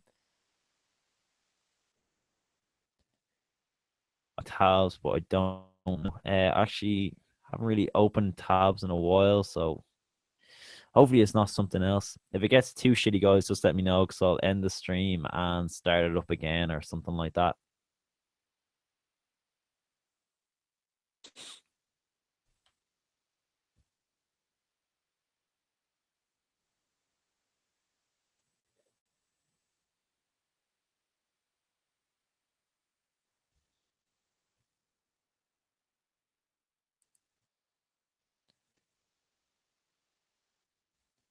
Saoirse says, "Would you ever go to WrestleMania?" Yes, I would absolutely love to go to WrestleMania. I'm actually targeting to go to WrestleMania next year. That's the plan at the moment. I was actually thinking of going this year, but at the last moment that kind of fell through because my mate's actually gone away on holiday to. I think he's actually going to Florida too. He's going in June, so he didn't really have the money to go over twice. Let's just say because it can be very expensive. But I'm definitely next year.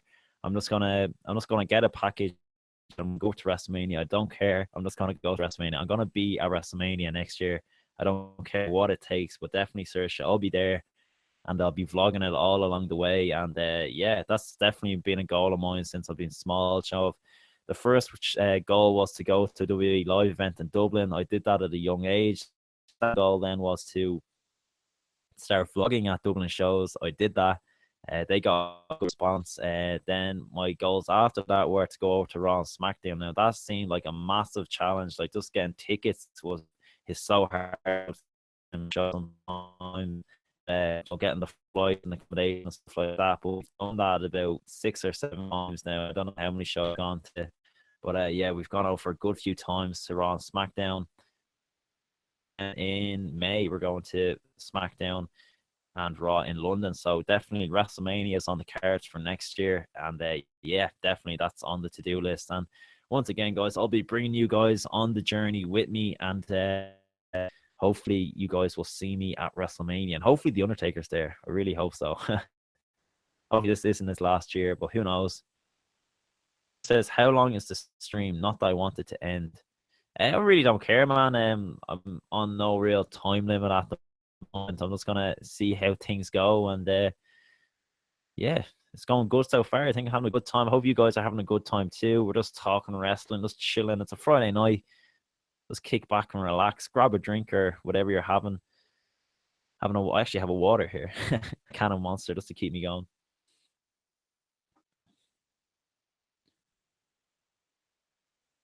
So, guys, actually, I know, Chris, you've told me you're looking forward to Teddy Long being inducted into the Hall of Fame tonight. Who else are you guys looking forward to hear from? And always love hearing stories at the Hall of Fame, especially the Raw stories and stuff like that.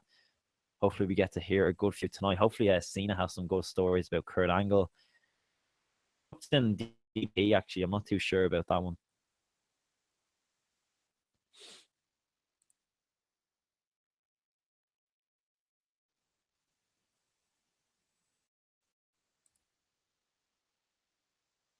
Yeah, but definitely there's no real time limit on the stream at the moment. We're just gonna keep on going and see in here for this stream.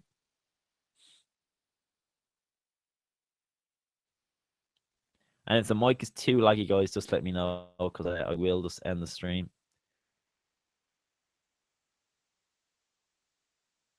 Oh, very nice spaghetti bolognese and a nice chill. Oh, that sounds good. That sounds good.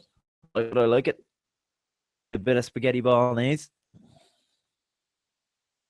Will be joining us. What time does the Hall of Fame start at? Actually, sometimes it can be kind of hard staying awake during the Hall of Fame because sometimes some of the speeches are just so boring. Especially Mr. T's like 2 or 3 years ago. I think I fell asleep during that. And I just woke up in time for Ultimate Warrior speech. Yeah, that was WrestleMania 30, if I'm not wrong. And like Kane had to come out and tell him to get off the stage. That was pretty funny.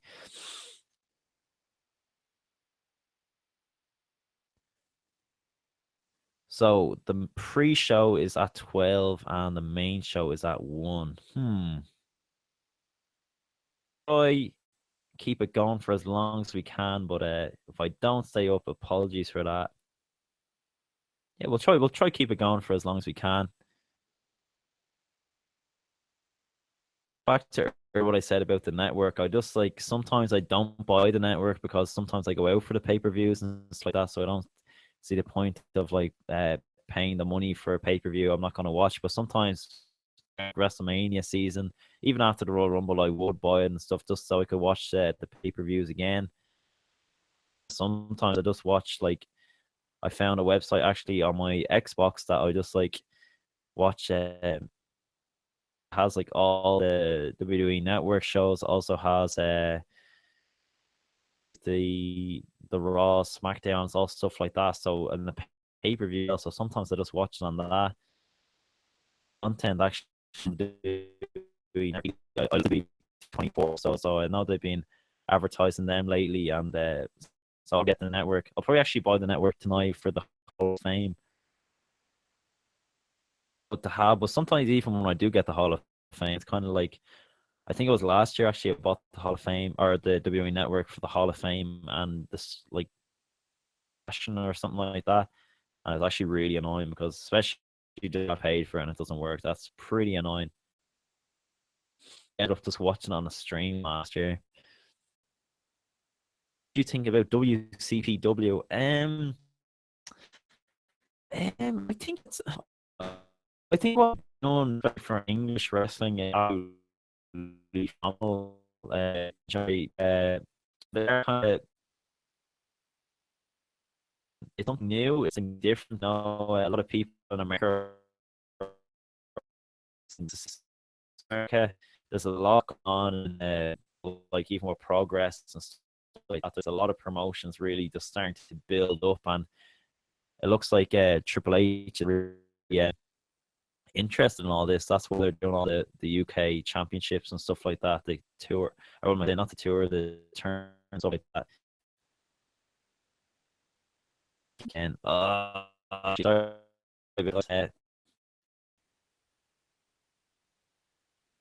it's just the mic a bit better, so if I maybe might go a bit shitty.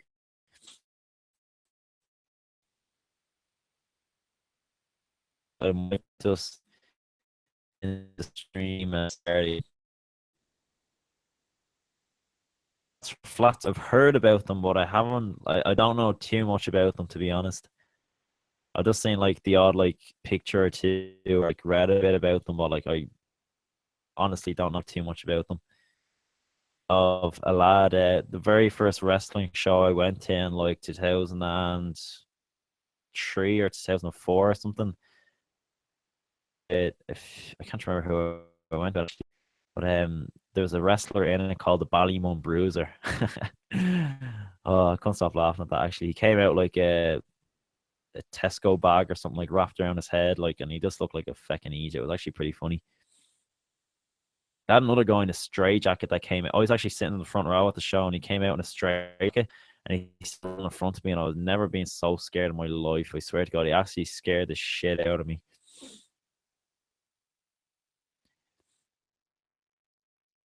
I know his name was Gas, isn't it? Ballymun Brew. It was funny as well because Seamus was actually Mad Manson, yeah. Mad Manson. I think that was his name, yeah. Scared the shit out of me. And like I was getting up where I kind of knew like what age in. I probably would have been like so like I would have kind of started to cop on like wrestling, like the storylines and stuff like that. But like it was like predetermined. But like that crazy motherfucker to start right in front of me, like with all his with all his like what's it called, a stray jacket and stuff like that. I was like, what the fuck is this guy on, and why the fuck is he just rolling around right in front of me? It was actually pretty funny.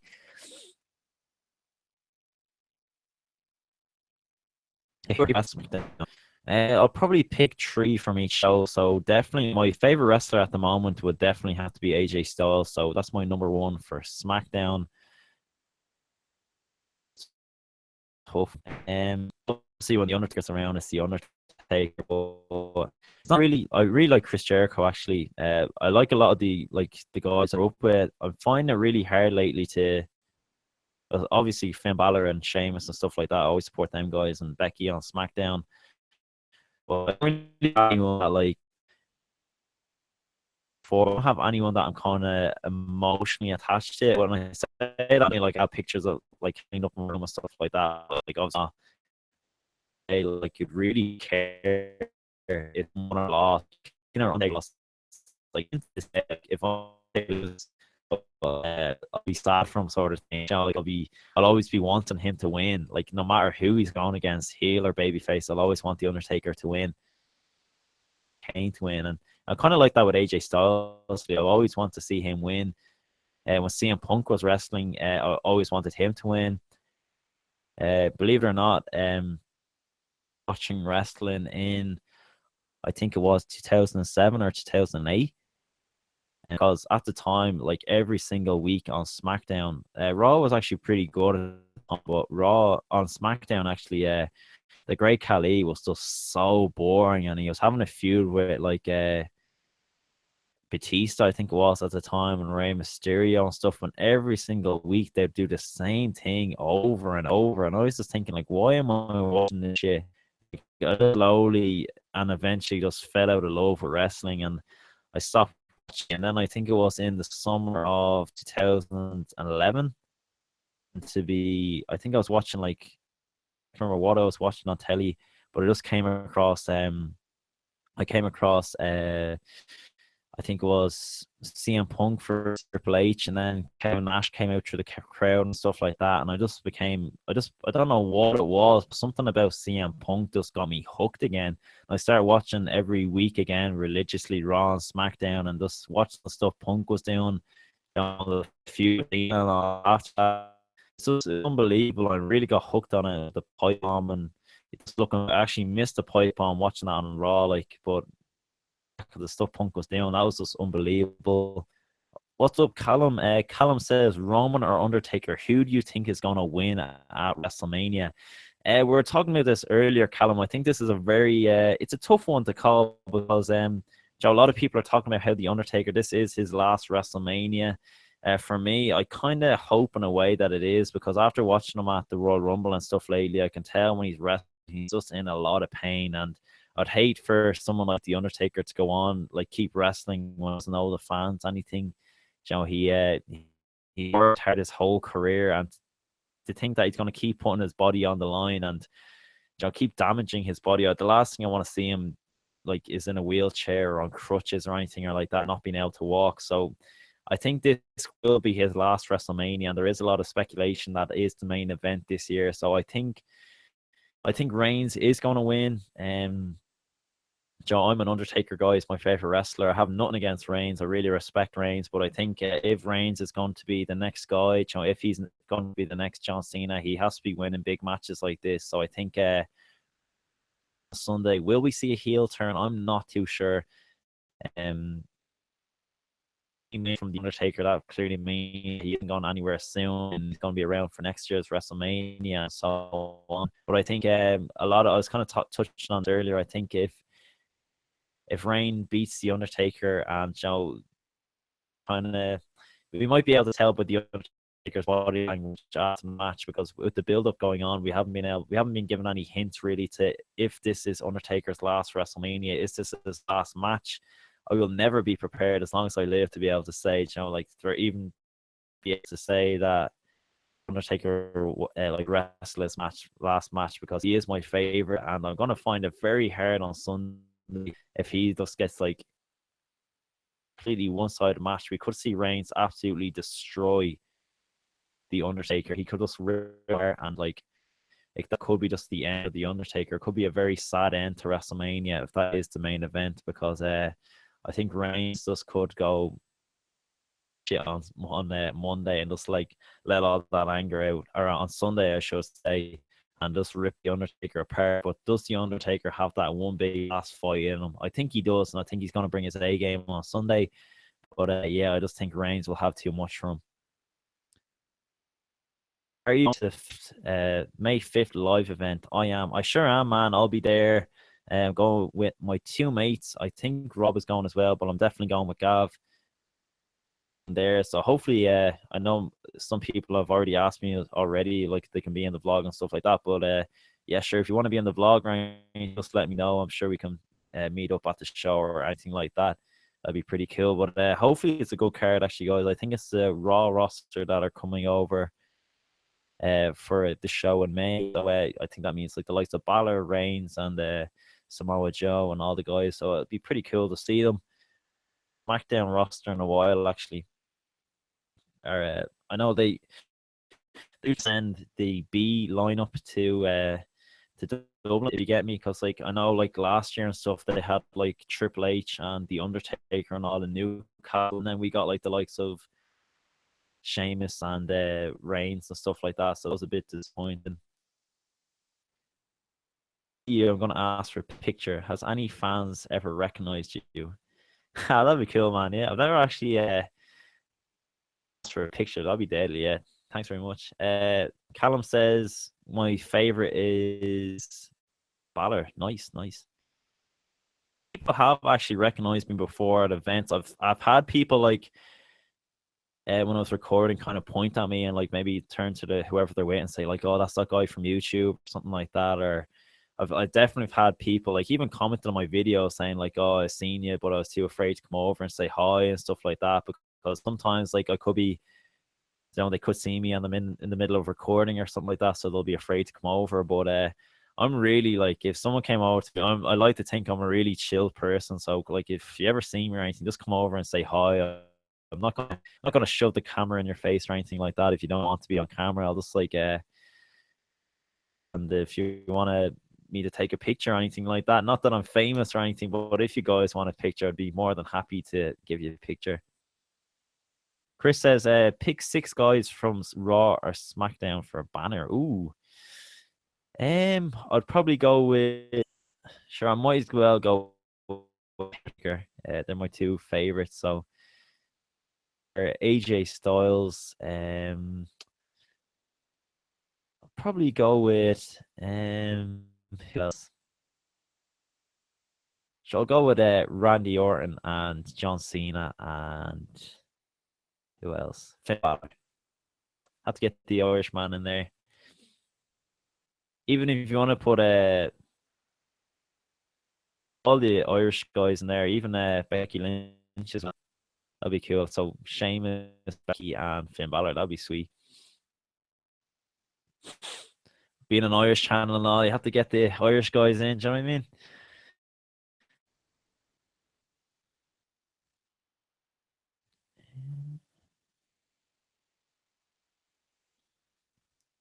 Thank you very much for tuning into this stream. It's been good crack so far. I think we've been going for, I'm gonna check now. How long have we been streaming for? I think we've been going for nearly 2 hours or just over, so that's pretty cool. For everyone that's popped in, to likes of Callum, especially Chris, who's been here from the start, Serge as well. Who else do we have? Got a few at the start. Daniel, thanks very much for coming in as well. Kane, Randy Orton, Cena, Balor, is that it? Yeah, that's cool with me, man. Whatever you think is best. I'm not too picky, really. As long as Kane, Undertaker, and Balor in there, that'd be cool. And you're never too late, man. We're still here. We're sticking around. We started about 2 hours ago, but we're in no rush. We're just having a nice chill, talking professional wrestling, just talking WrestleMania and talking about the week ahead. Of course, there's a lot of festivities going down. We had the Hall of Fame tonight. Who are you actually looking forward to going into the Hall of Fame, Callum? I'm really looking forward to see what Kurt Angle has to say, what John Cena has to say as he inducts them. Also, we have the likes of Jim Cornette inducting the Rock and Roll Express. They're all together. We have Jim Cornette inducting the Rock and Roll Express, and we have DDP going in. I'm not too sure who's inducting DDP, actually. I need to look that up again. I can't remember. But who else do we have? We have the Ravishing. We have... trying to look. We have Teddy Long. Teddy Long's going in as well. We have... who do we have? Beth Phoenix. She's going in. I think Natalia's looked in her. Callum says he's looking for Kurt Angle too. Sweet, man. I really hope actually we get to see Kurt Angle at WrestleMania. I hope like even if he does something with American Alpha or something like that, that'd be cool. Or even do you think he's going to become Raw GM? Actually, guys, there's been a lot of talk of that he's going to become Raw GM. I'm not too sure. Good job, actually. I think Mick Foley as well. Like, surely he's going to have some say in the Seth Rollins and Triple H match at WrestleMania. I'm sure he'll do something to help Seth Rollins because he just got out of the building. So, like, surely he'll come in out of there and then gets out the barbed wire or some shit and just goes to town on Triple H or Stephanie, just rips her face off.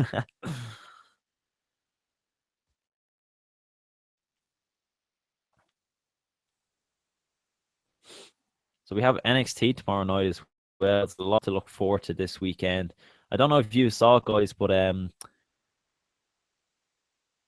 what's his name? Is it Dash Wilder? The member of, I can't remember the tag team. I'm gone completely blank. I can't remember the name of the tag team in NXT.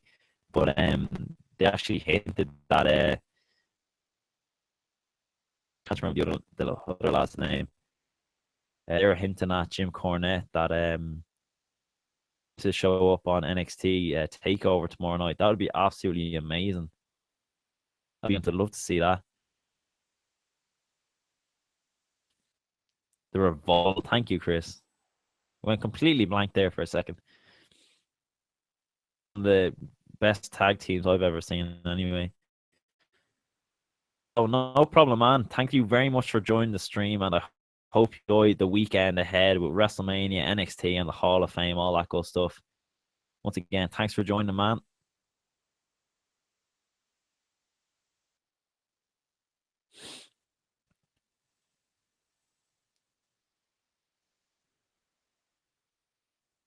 Laura Williams, how are you? Of course, we do have WrestleMania soon. We've actually ran through our predictions for the show, but we are really looking forward to the Hall of Fame tonight as well. Who are you looking forward to actually get inducted tonight into the Hall of Fame? We'd love to hear from you.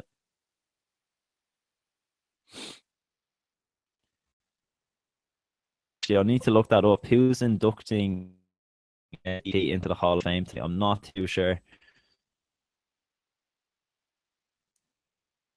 I know Natalia is inducting Beth Phoenix. John Cena is inducting Kurt Angle. I'm not too sure who's inducting Rick Rude. Show anyway, as I said, Kurt Angle is one of my favorites of all time, so I'm definitely looking forward to him getting inducted tonight. DDP, Laura, it's a good pick.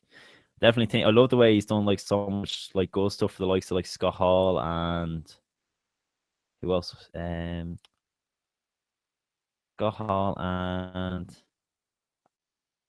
Jake the Snake. I keep going blank, guys. I need another can of Monster or something to keep me going here.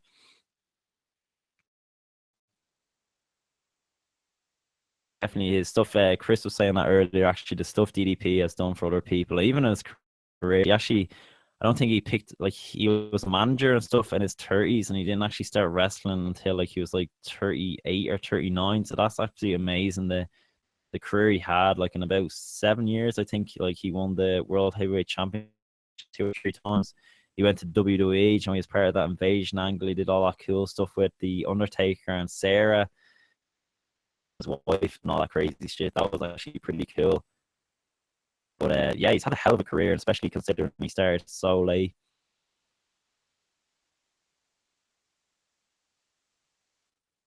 So, guys, once again, let me hear your predictions for this Sunday at WrestleMania. Maybe just leave your picks for each match. Gone through my picks, so I'm just going to go through them quickly again. So for the Andre the Giant Memorial Battle Royal, I'm going to go with Braun Strowman in that one. For the cruiserweight match between Neville and Austin Aries, I'm going to go with Austin Aries. I think it's really his time now to take the cruiserweight division to another level. I think he is the guy to do that. I think Neville's really done a great job carrying the division of the last month or two and really helped take that up to another level. Orton and Bray Wyatt, I'm going to go with Bray Wyatt on this one. I think Wyatt's just really had a tough time over the last couple of years at WrestleMania. And just at pay-per-views in general, he hasn't had that many wins, but I definitely think this could be his biggest moment in WWE come this Sunday. I know winning the title at Chamber, that was a big moment in his career, but definitely this Sunday at WrestleMania, he could cement his legacy, let's just say, as a big name in the WWE and go on to beat Randy Orton for the championship. Goldberg versus Brock Lesnar for the Universal Championship. I think this is pretty much certain that Lesnar will go over in this one. Where someone gets involved, I'd love to see someone like Samoa Joe just come out and destroy everyone. That would be class. But I don't think we'll see another quick finish like we did at Fastlane and Survivor Series with Goldberg. I think Lesnar will be taking Goldberg seriously this time. We won't see any quick finishes, any shocks really with a quick win. I think Lesnar might just rip him apart. Who knows? I can't see this one going long though, guys, because I doubt Goldberg has a 10-minute match in him or anything like that.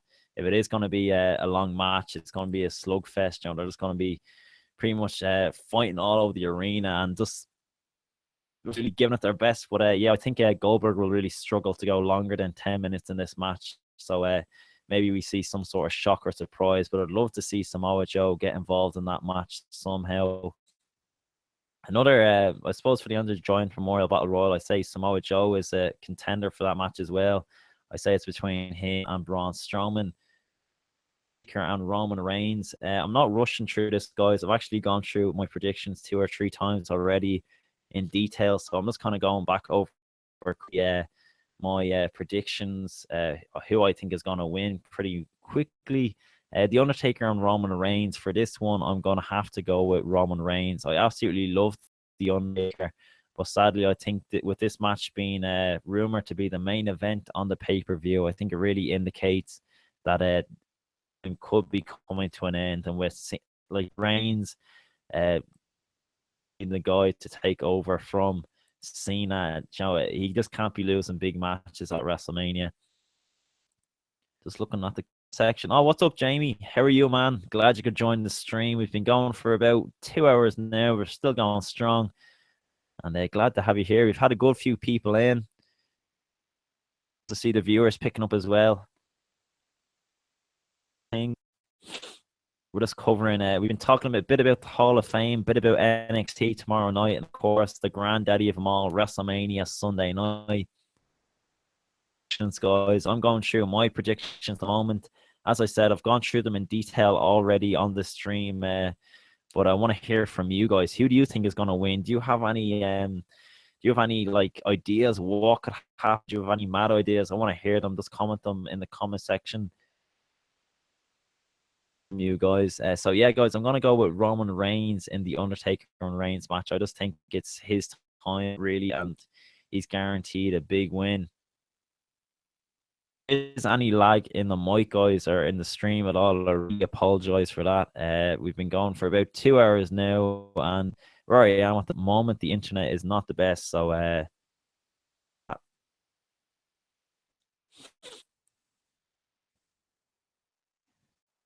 next up we have Shane McMahon and AJ Styles. In this one, I think it's pretty much certain that AJ Styles is going to pick up the win. I was expecting some sort of stipulation for this match, but it looks like they're just going with a normal singles match.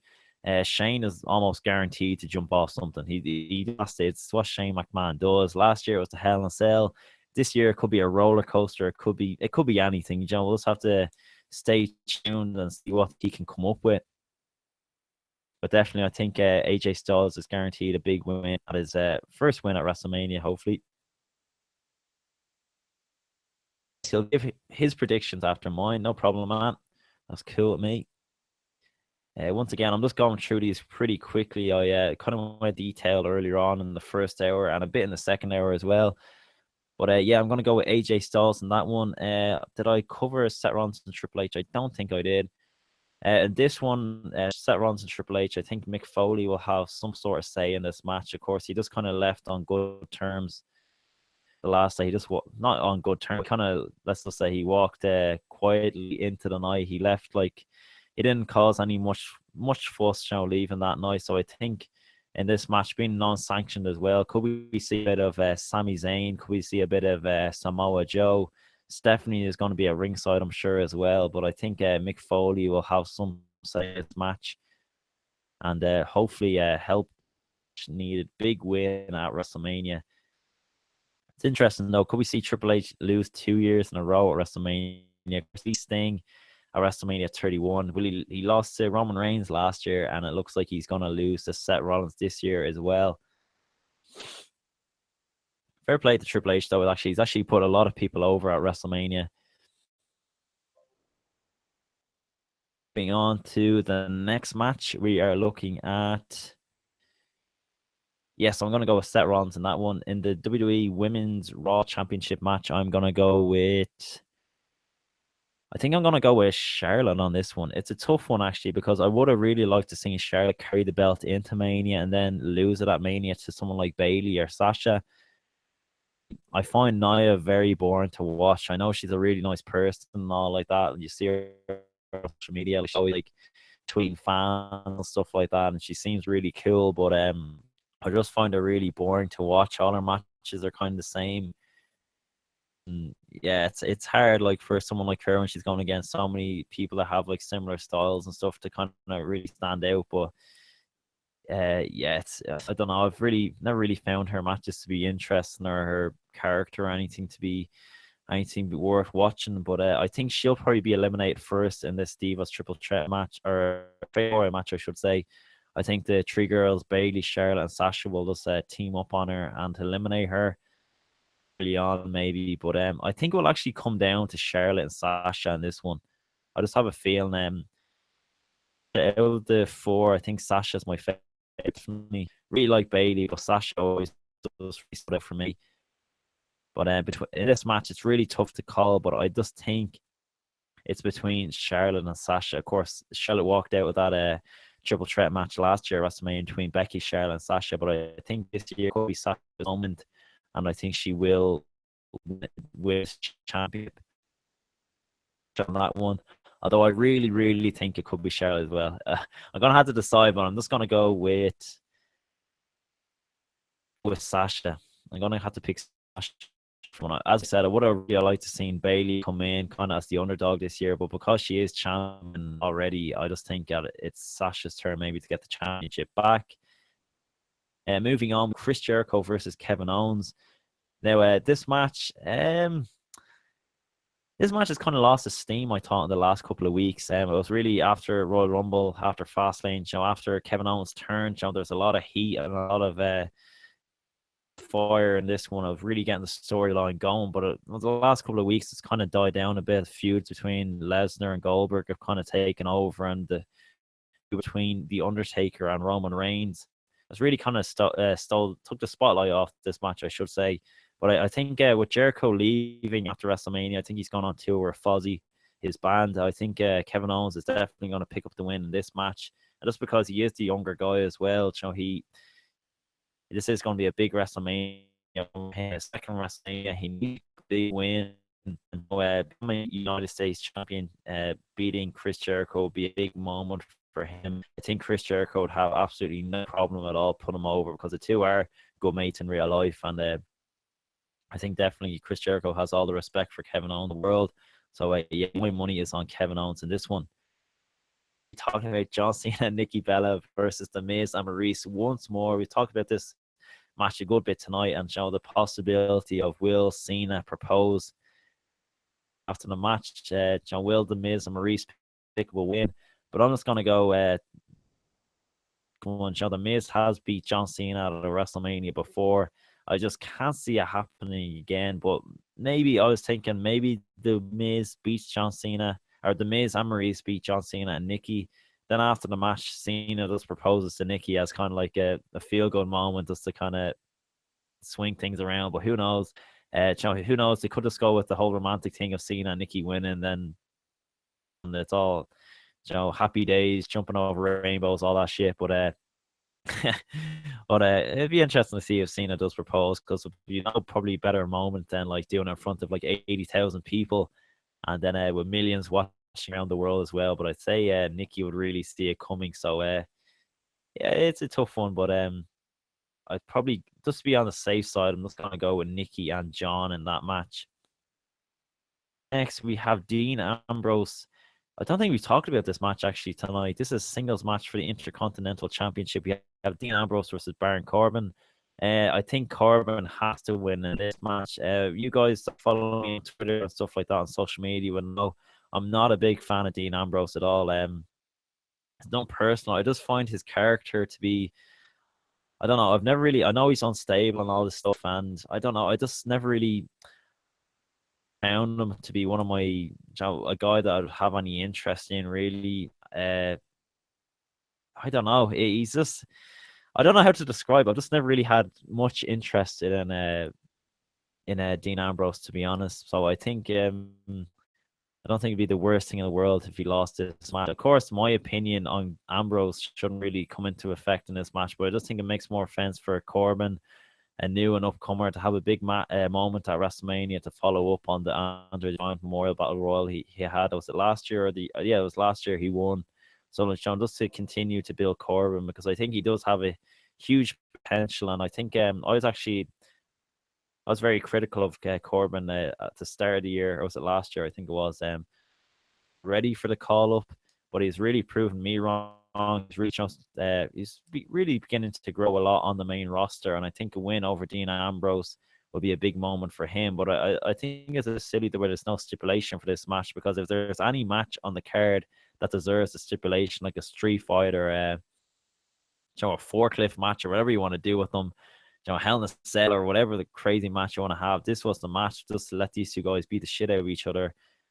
But I wasn't too happy with the stuff they did on SmackDown last week, actually. I thought that was very cringy, the whole, like, they did. I thought that was actually pretty shit. I don't know. I didn't like it at all, because I can never take Ambrose seriously. He just seems to, like, joke and laugh about things when he should be serious. There's a time for jokes and games and stuff, but there's a time to be serious as well, and I just don't think he's serious enough sometimes. But yeah, I think Corbin will go over on this one. Luke Gallows, Carl Anderson versus Enzo Amore, Big Cass versus Cesaro and Sheamus in a triple threat ladder match for the WWE Raw Tag Team Championships. Now, this is a match that I think it's going to be a fun match. I think it's going to be a match where all these guys are well able to put on a 5-star match. These matches are never easy. There's a lot going on. There's a lot of spots going on. Cameras find it hard to keep up, but I think be a bit more slow pace, because there's not a lot of high flyers in this match. But one thing I was thinking of for this match, I was thinking it'd be cool if like all three teams came out, and then out of nowhere the lights just go out or whatever, and the Hardy Boys just come out the stage at WrestleMania. I think the place would go absolutely mental, and they just like include themselves in this match, and they could even go on to win the tag titles. How cool would that be? As we talked today, Jeff was saying that they're still part of Ring of Honor, and they don't plan on changing that anytime soon.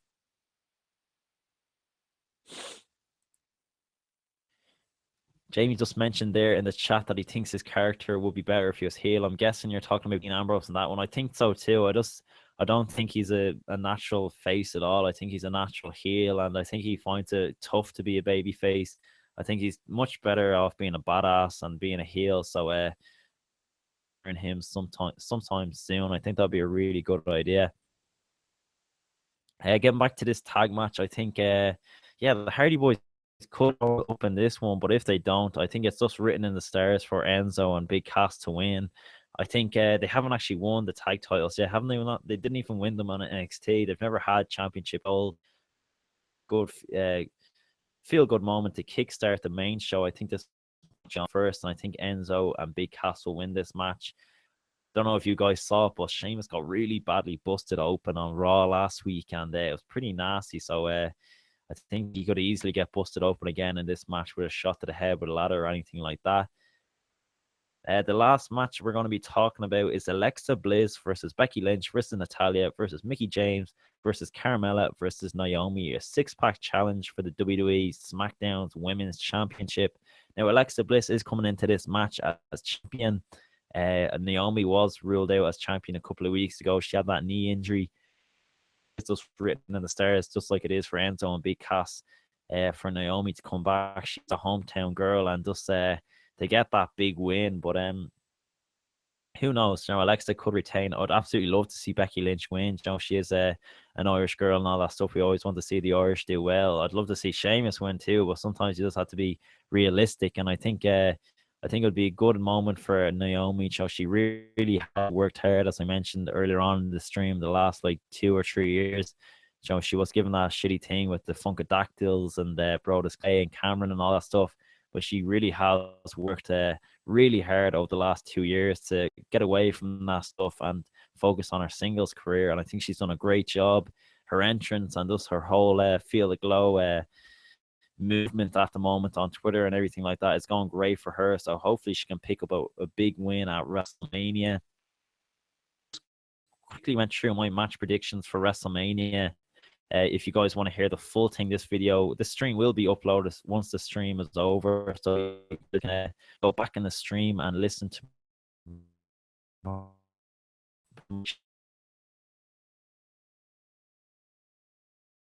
anything like that. Where I am at the moment, the internet isn't the best. So next time on the stream, I'll make sure to have the gameplay. Watch all talking because I know sometimes these ones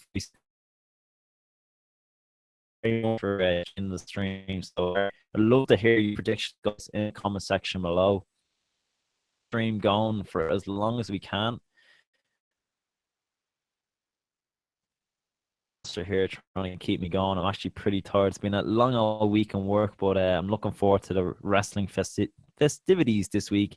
We have the Hall of Fame tonight. We have NXT tomorrow night, NXT Takeover, and we have WrestleMania on Sunday night, the granddaddy of them all.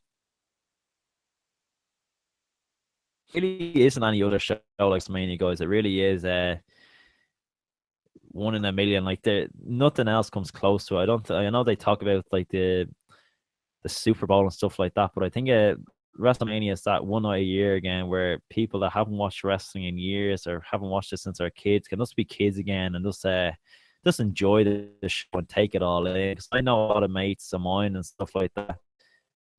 I don't know. Sometimes they watch wrestling, even though sometimes I know they do.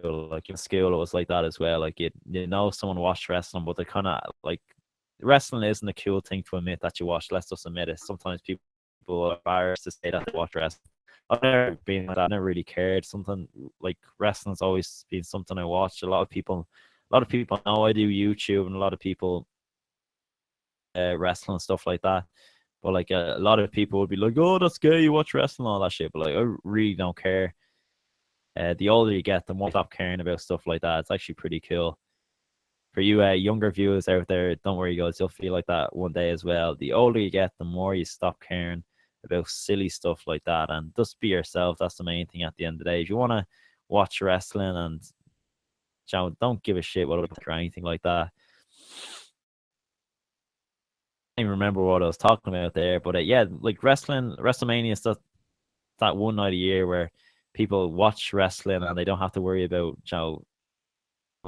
stick or anything like that, because all like legends and stuff come back, and the likes of Stone Cold or Shawn Michaels or someone like that could come out, and everyone will just mark out, like go absolutely mental for it. It's always pretty cool to see.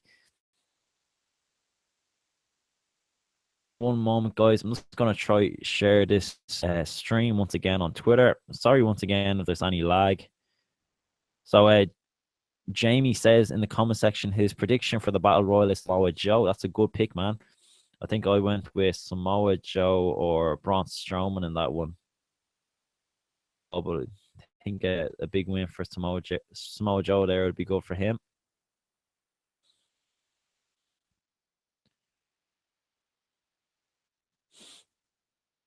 Just sharing this stream out on Twitter once again, guys. Hopefully we can get more people in here before the Hall of Fame kickstarts.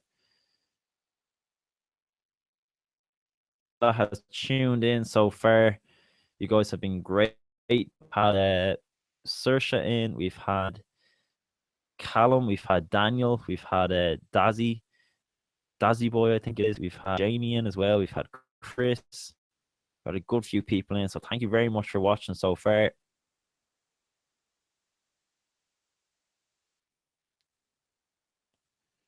Just sharing the stream out on Twitter. Hopefully we can get more people in, guys. For everyone that has joined so far, thanks a million. Really appreciate it.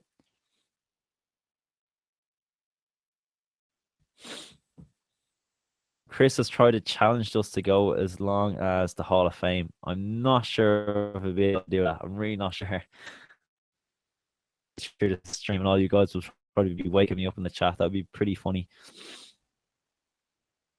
I wonder what Jim Cornette has to say, actually, and Kurt Angle. I think that's going to be cool. He can be very controversial. He talks a lot of shit about Stephanie and Triple H and Vince and stuff like that. So I was actually very surprised they asked him to come back at all. How long have we been going? I think we've been nearly going for like 3 hours now. 2 or 3 hours. That's actually pretty cool. I think it's just over 2 hours. I think like 2 hours and a half or something like that. 9 o'clock. But we're still going strong. I think we've actually gone longer than we did the last time on a stream.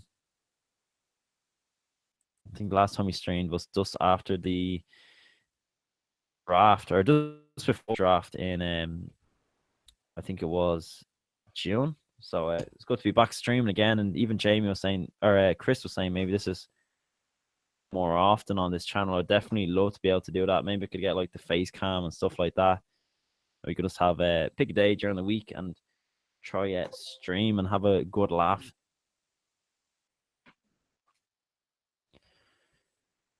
The chat's gone a bit dead lately, guys. Who's around? Who's watching? Tip for the night. How's your week been?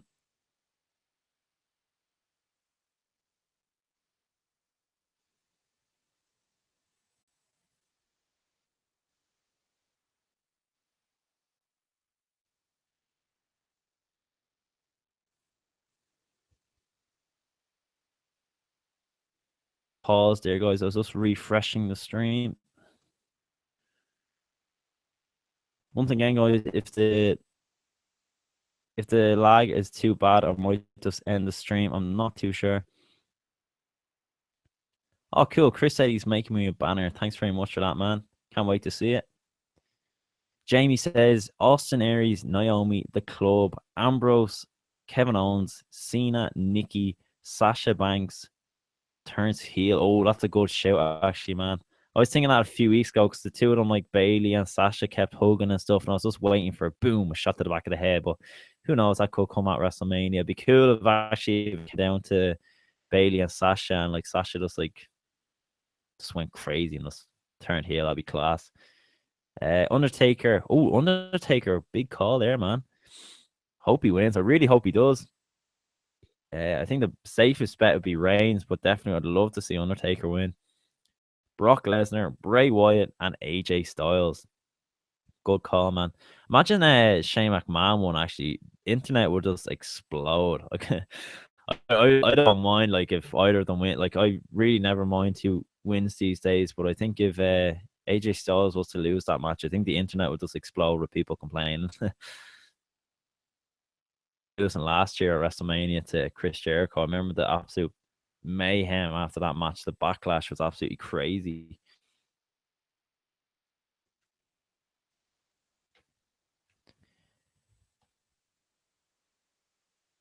If anyone is able to tell me who's inducting DDP tonight, that would be absolutely great. I'm not too sure who it is at the moment.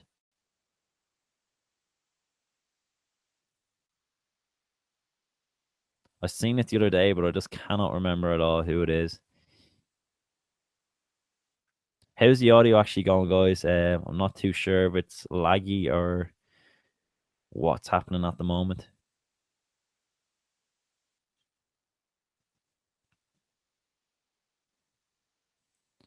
Let me know, guys, as well. Are you going to any WWE shows coming up?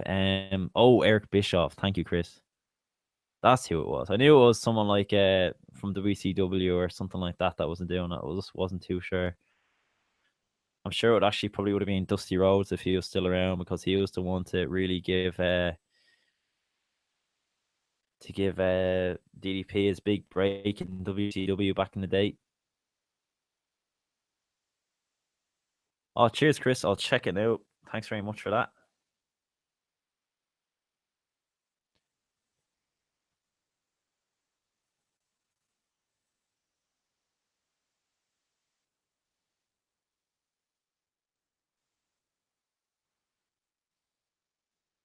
Man, them banners are so sweet. I absolutely love them. Are all the the profile pictures. We have Jericho, we have Finn Balor. That is sick, man. Thanks so much for that. The Undertaker, Kane.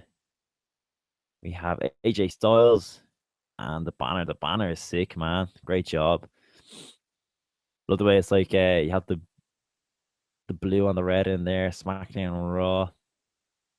Hopefully, Jericho still has that United States title come Sunday.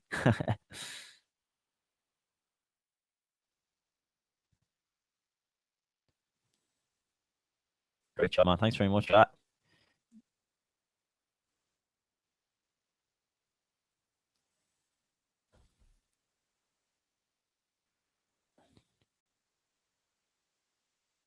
Sorry if there's any pauses, guys. We've been going for about nearly 2.5 hours now, so sorry if I take the odd break here and there. If I do take a break, I'm usually just looking on Twitter or something like that. But we've gone through our predictions for WrestleMania 33. We've talked a lot about the Hall of Fame. We've talked a bit about NXT tomorrow night. Just questions, like do a bit of a Q&A. I'd love to hear from you guys.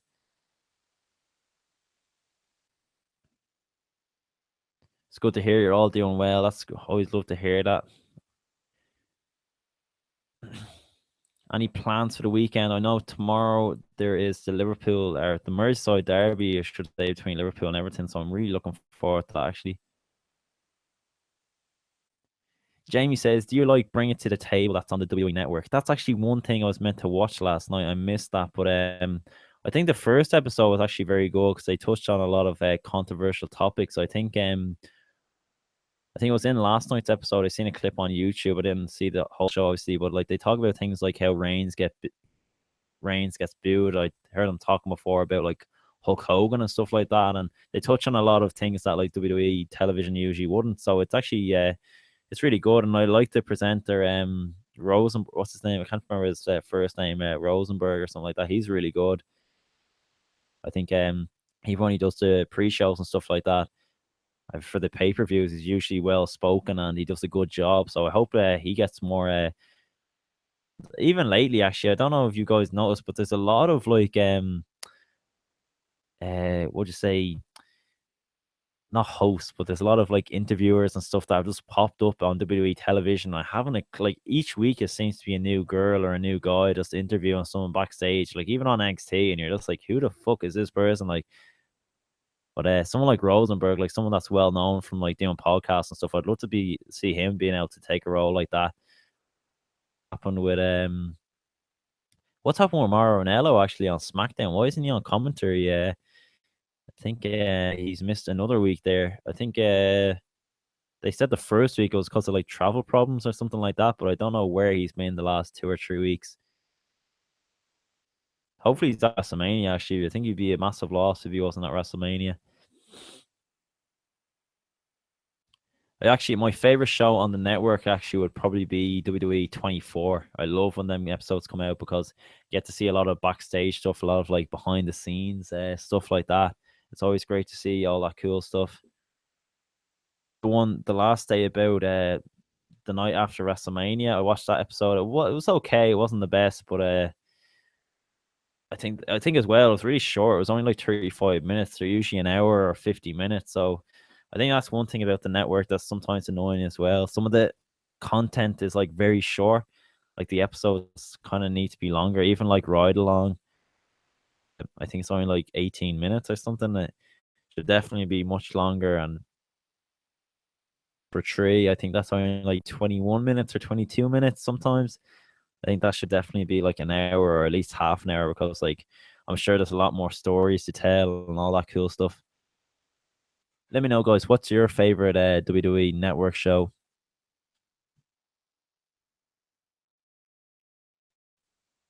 That's cool, man. I'll check that banner out now that you sent me.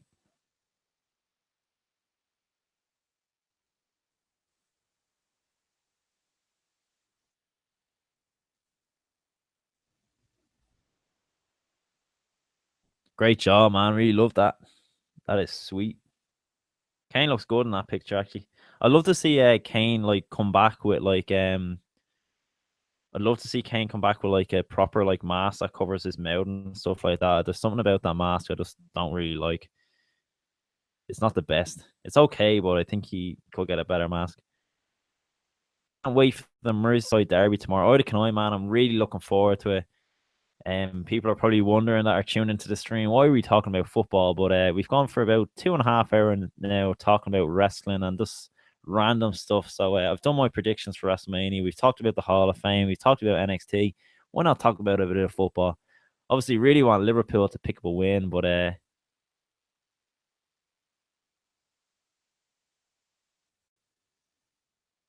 Hall of Fame stages on Twitter. Oh, cool. I have to check that out. He has bipolar, so he gets depressed easy. I'm not too sure. Oh, okay. Okay, I didn't know about that, guys. Thanks for letting me know. I wasn't too sure why he was off TV, but hopefully he's okay. And hopefully, I know depression isn't something that just goes away, and it takes like, I think it's like lasts with you, like it sticks with you really, especially if it's bipolar depression. That's not something that goes away. It's obviously in chemical that like you don't really ever get rid of it, so it can be very tough to live with. You can have your good days, and then not the next day you're just feeling the lowest of the low. Holy shit. Is that true, man? JR is coming back for WrestleMania? What? Holy shit. Oh god, that must mean that this is Undertaker's last WrestleMania. If JR is coming back for WrestleMania, that is 100% guaranteed that this is the Undertaker's last WrestleMania. Shit.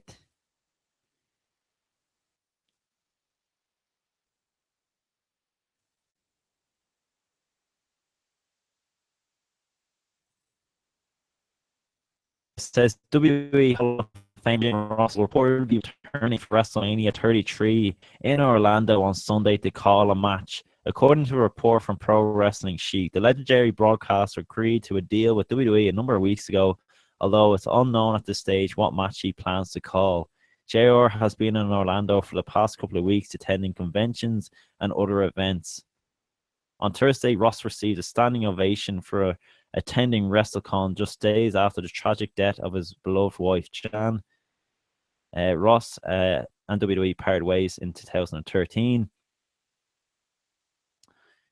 At a panel he was on at SummerSlam for WWE 2K14 with Ric Flair and all, they thought they were drunk and stuff like that. It says we'll have the latest WWE Hall of Fame, so blah blah blah blah, stuff like that. But yeah, that sadly, yeah, that looks like that is Undertaker's last ride come this Sunday. And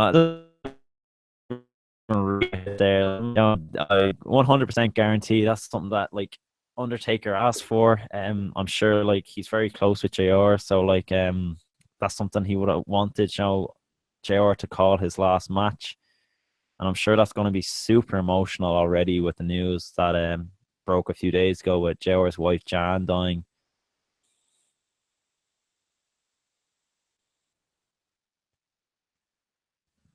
If we're talking about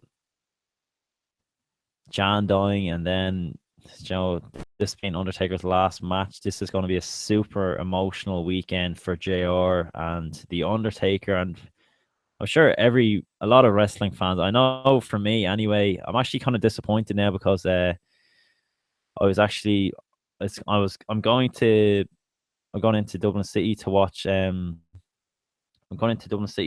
WrestleMania with like 500 or 600 people. So like I probably won't even be able to hear the commentary. It's really hard sometimes. But I'm really looking forward to hear JR's voice anyway. And if there's going to be anybody that should call Undertaker's last trip down the aisle, I definitely think it has to be JR. There's no one else that can evoke the emotion. And if you're to, sometimes I always like to think of it this way: if you're to sit there and just close your eyes and listen to JR call a match, he's able to paint the picture for you. He's able to make you feel like you're sitting in the front row. He makes you feel like you're in the battle. He makes you feel every emotion. He's able to tell you what the story is. He's able to just get you so involved in the match. And that's why I hate these days, even if it's stars and it's, I don't know, Funaki versus Jack Swagger or something like that. If the commentator isn't actually invested in that match, why do they expect anyone at home to give a damn about that match as well? You know, because like sometimes you'll have on Raw even a women's match or something, or even a cruiserweight match, and you'll have the commentators there laughing away with each other. Like you'll have JBL ripping the piss, or not JBL, Michael Cole ripping the piss out of Byron Saxton or Corey Graves or something. They're kind of just joking among themselves, talking about the wrestling moves being like the holes being used in the ring, and why aren't they not talking about what's happening in the ring instead of like, you know, stop taking the attention off the guys in the ring. They should be focused on getting them guys over, and not just commentating about what's happening in the match when it's the main event or the co-main event. You know, every match is important on the card, and you should be helping each guy get over. I love Saxton. Well, Chris, that's something we're going to have to disagree on. I absolutely hate Byron Saxton. I just cannot stand him. He just seems so fake, and I don't know what he's always just like. I am a very happy, like me myself. I'm very happy. I'm a very happy person. I'm a very positive person. But he just comes across to me as being fake because he's like a robot. He's just always too happy. Like he's just, I don't know. He just seems fake. Just go sit in a dark room for a very long time after a day because he just like spends so much energy just being fake. But his dad jokes are great. I don't know. I'm a bit confused. His Byron Saxton's dad jokes are great. I don't think I've heard any of them. Or I could be completely wrong there on what you're trying to mean there. Yeah, guys, big news. Chris just told us all about it there in the chat. It looks like JR is going to be commentating Roman Reigns versus The Undertaker this Sunday. So that really does indicate this could be Undertaker's last match this Sunday at WrestleMania. And nothing, as a diehard Undertaker fan, nothing's going to be able to prepare me for that moment if this is Undertaker's last match. I always kind of pictured Undertaker's last match being against someone like, people say like, oh, like you have to get the new talent like the Rub and stuff like that. But I always loved to have seen the Undertaker kind of go out against someone like maybe Kane or John Cena, maybe, you know, like. But I suppose it is good that his last match will be against a guy that will have a lot to offer at WWE in the future.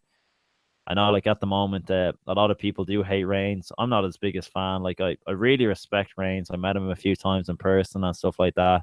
He is a really nice guy, and yeah, I just think it's best for the company that they do give Reigns the rub this Sunday. Even if they do turn him heel, you know, whatever they're going to do, it's the right move for the company. You know, replace the old with the new. It's the way the business works. It's just basic logic. You know, it's the right thing to do. But yeah, it's going to be very tough to see. So, guys, if you're joining the stream late, just to let you know, we've already gone through our predictions for the show. I did that in the first and second hour. I kind of recapped it a few times for people that came late into the stream. But it's all good. We're in no rush here. We're just enjoying our Friday night, talking WrestleMania, talking NXT, and talking about the Hall of Fame. Jamie says the commentary table should have two only. I completely agree, man. I think the more there is, the more chitter chatter that's going to go on and more focus that's going to be off the ring. And that's the last thing you want as a performer in the ring. You don't want them to be talking about what they did, what color nails they have or whatever, when they got their hair done or any of that crap, or talking about their mother or their father or anything like that. They just want to talk about, they just want you talking about what you're doing in the ring. And that's the most important thing, because if you can't get like guys over as a commentator or what they're doing in the ring, then, you know, you're losing half the battle right there.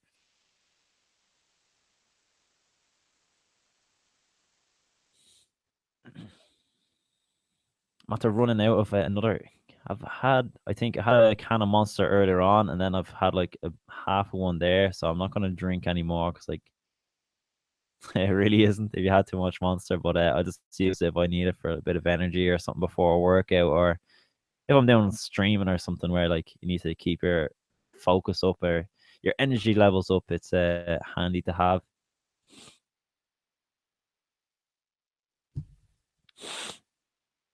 What do you think the draft is going to be like this year, actually, guys, for Raw and SmackDown? What big changes are you guys expecting to see?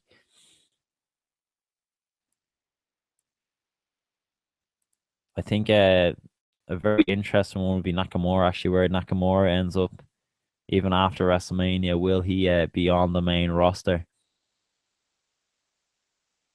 I was even thinking, guys, I might in the next 10 minutes or so, I might end the stream, but I'll see if we can like come back for we might come back just in time for the Hall of Fame.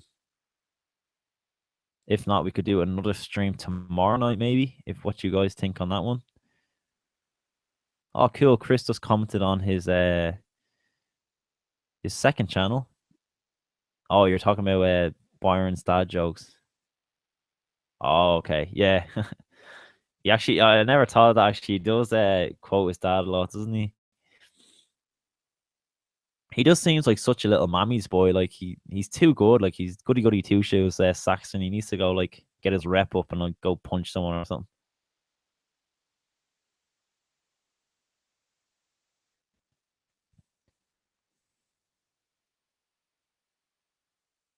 Yes, this Sunday though, guys. It's come up so quick. It's ridiculous. Like it absolutely flew up.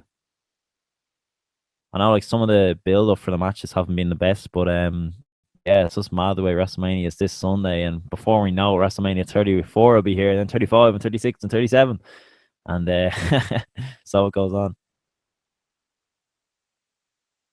Chris, how can you be loving Byron Saxton? You can't be doing that.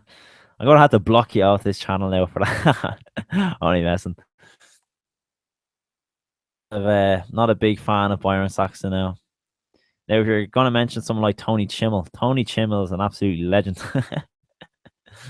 I actually met Tony Chimel when I was in Manchester for Raw once, and the funny thing was he walked past me, and I just started laughing. I didn't say hi or anything. He just walked past me. Me and my mate Gav were following the New Day because we saw them going up to get all their bus. So like we're like waving and shouting over to them and stuff. And then Tony Chimel walks straight past us. Like I think he was going to get a taxi. Actually, he wasn't on like the actual WWE bus or coach or anything. He was like walking on the streets outside the arena, walked straight past us, and I just broke my shit laughing. I don't know why. Like I could have asked him for a picture. I could have asked him like to be in the vlog. I could have asked him to like for an autograph or something. But no, I just broke down laughing because I actually before I made a video about like I made this like parody video about a love story about John Laurinaitis and Vince McMahon, and in that video I just ripped the piss out of Tony Chimel. When I seen him, I just thought of that and I just broke down laughing. Chris commented the rated R. She's like, what was that? Superstar. Oh, I used to love when he did that. I think I just probably like made your ears bleed by doing that. I don't know what I was thinking. If I was like 10 years younger, I would have been able to hit them high notes, but my voice is broken now, so not a chance.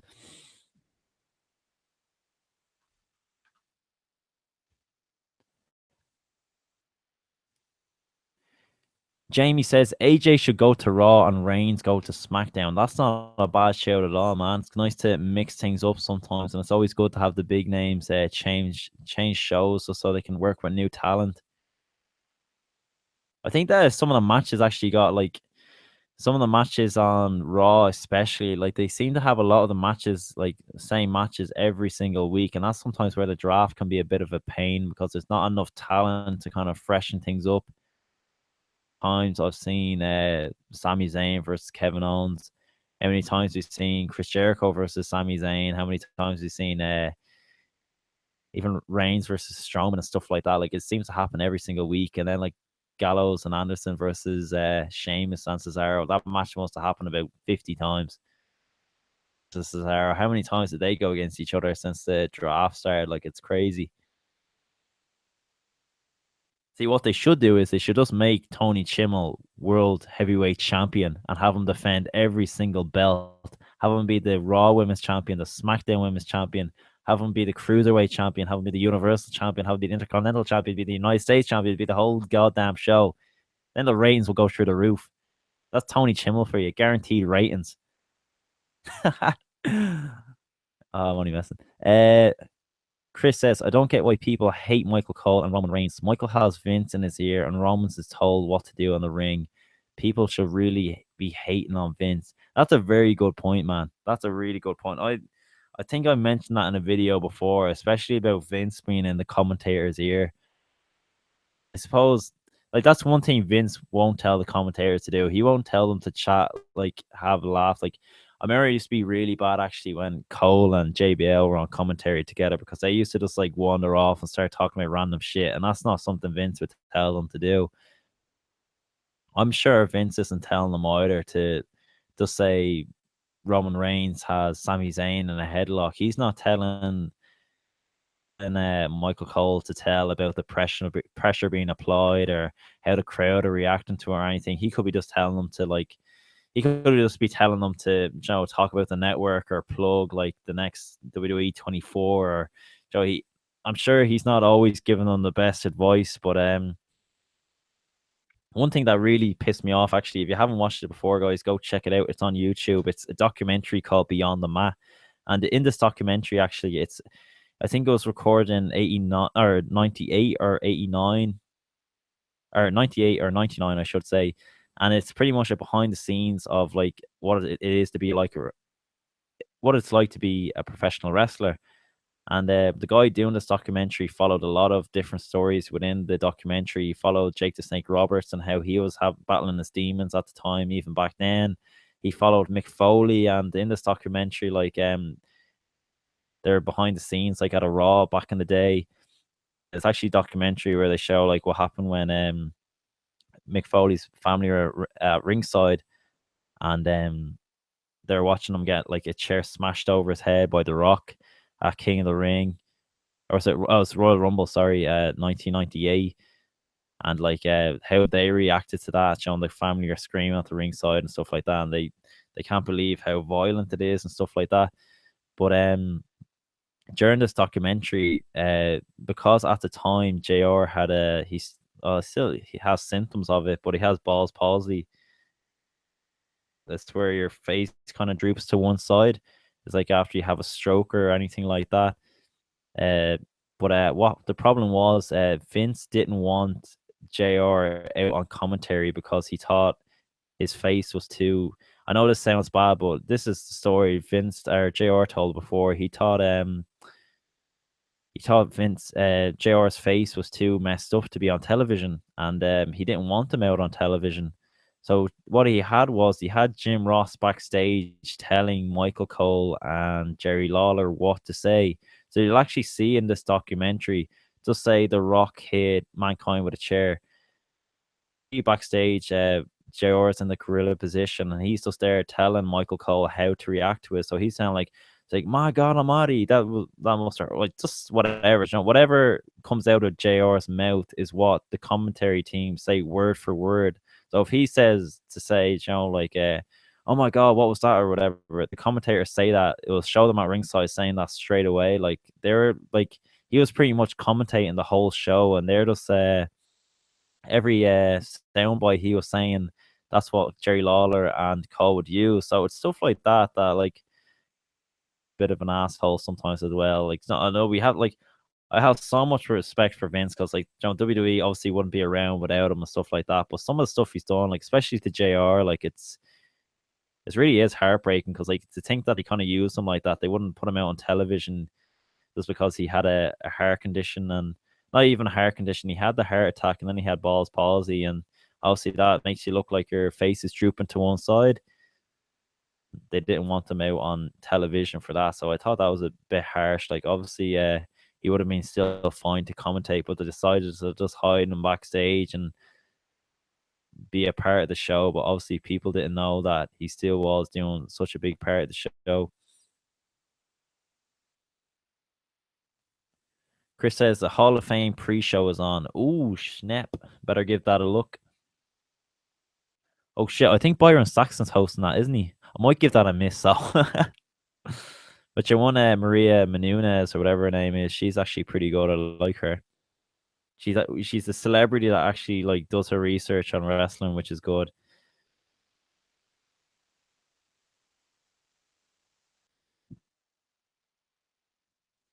You'll have a lot of celebrities come in. You can just tell they've never watched wrestling a day of their life, but they kind of act cool about it just so they can get that payday.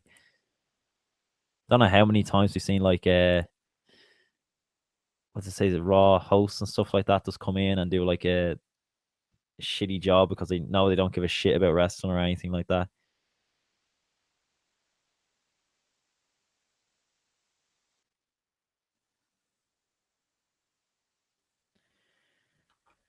No, and enjoy the Hall of Fame. I think we might make this a weekly thing. So I'm thinking maybe again next Friday or even a stream, maybe on Saturday or Sunday. So maybe tomorrow or Sunday before the Hall of Fame. We'll have to see, or not before the Hall of Fame, before WrestleMania.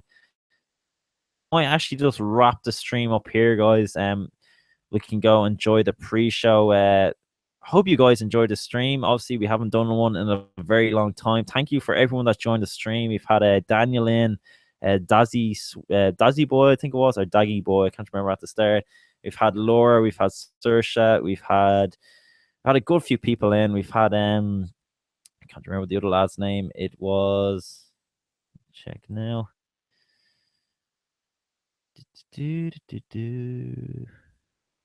I think it was Callum. Yeah, we had Callum in as well. Thanks, Callum, for joining in. We had Laura, we didn't mention already. Jamie, Chris, thanks very much, guys, for tuning in. Once again, thanks very much, guys, for watching. Hope you enjoyed the stream, and this is something we'll definitely do again soon. So for now, guys, enjoy WrestleMania, enjoy NXT tomorrow night, and of course, enjoy the Hall of Fame tonight. Watching, guys, and for tuning in, and I really appreciate it, and I'll talk to you again very soon. Peace.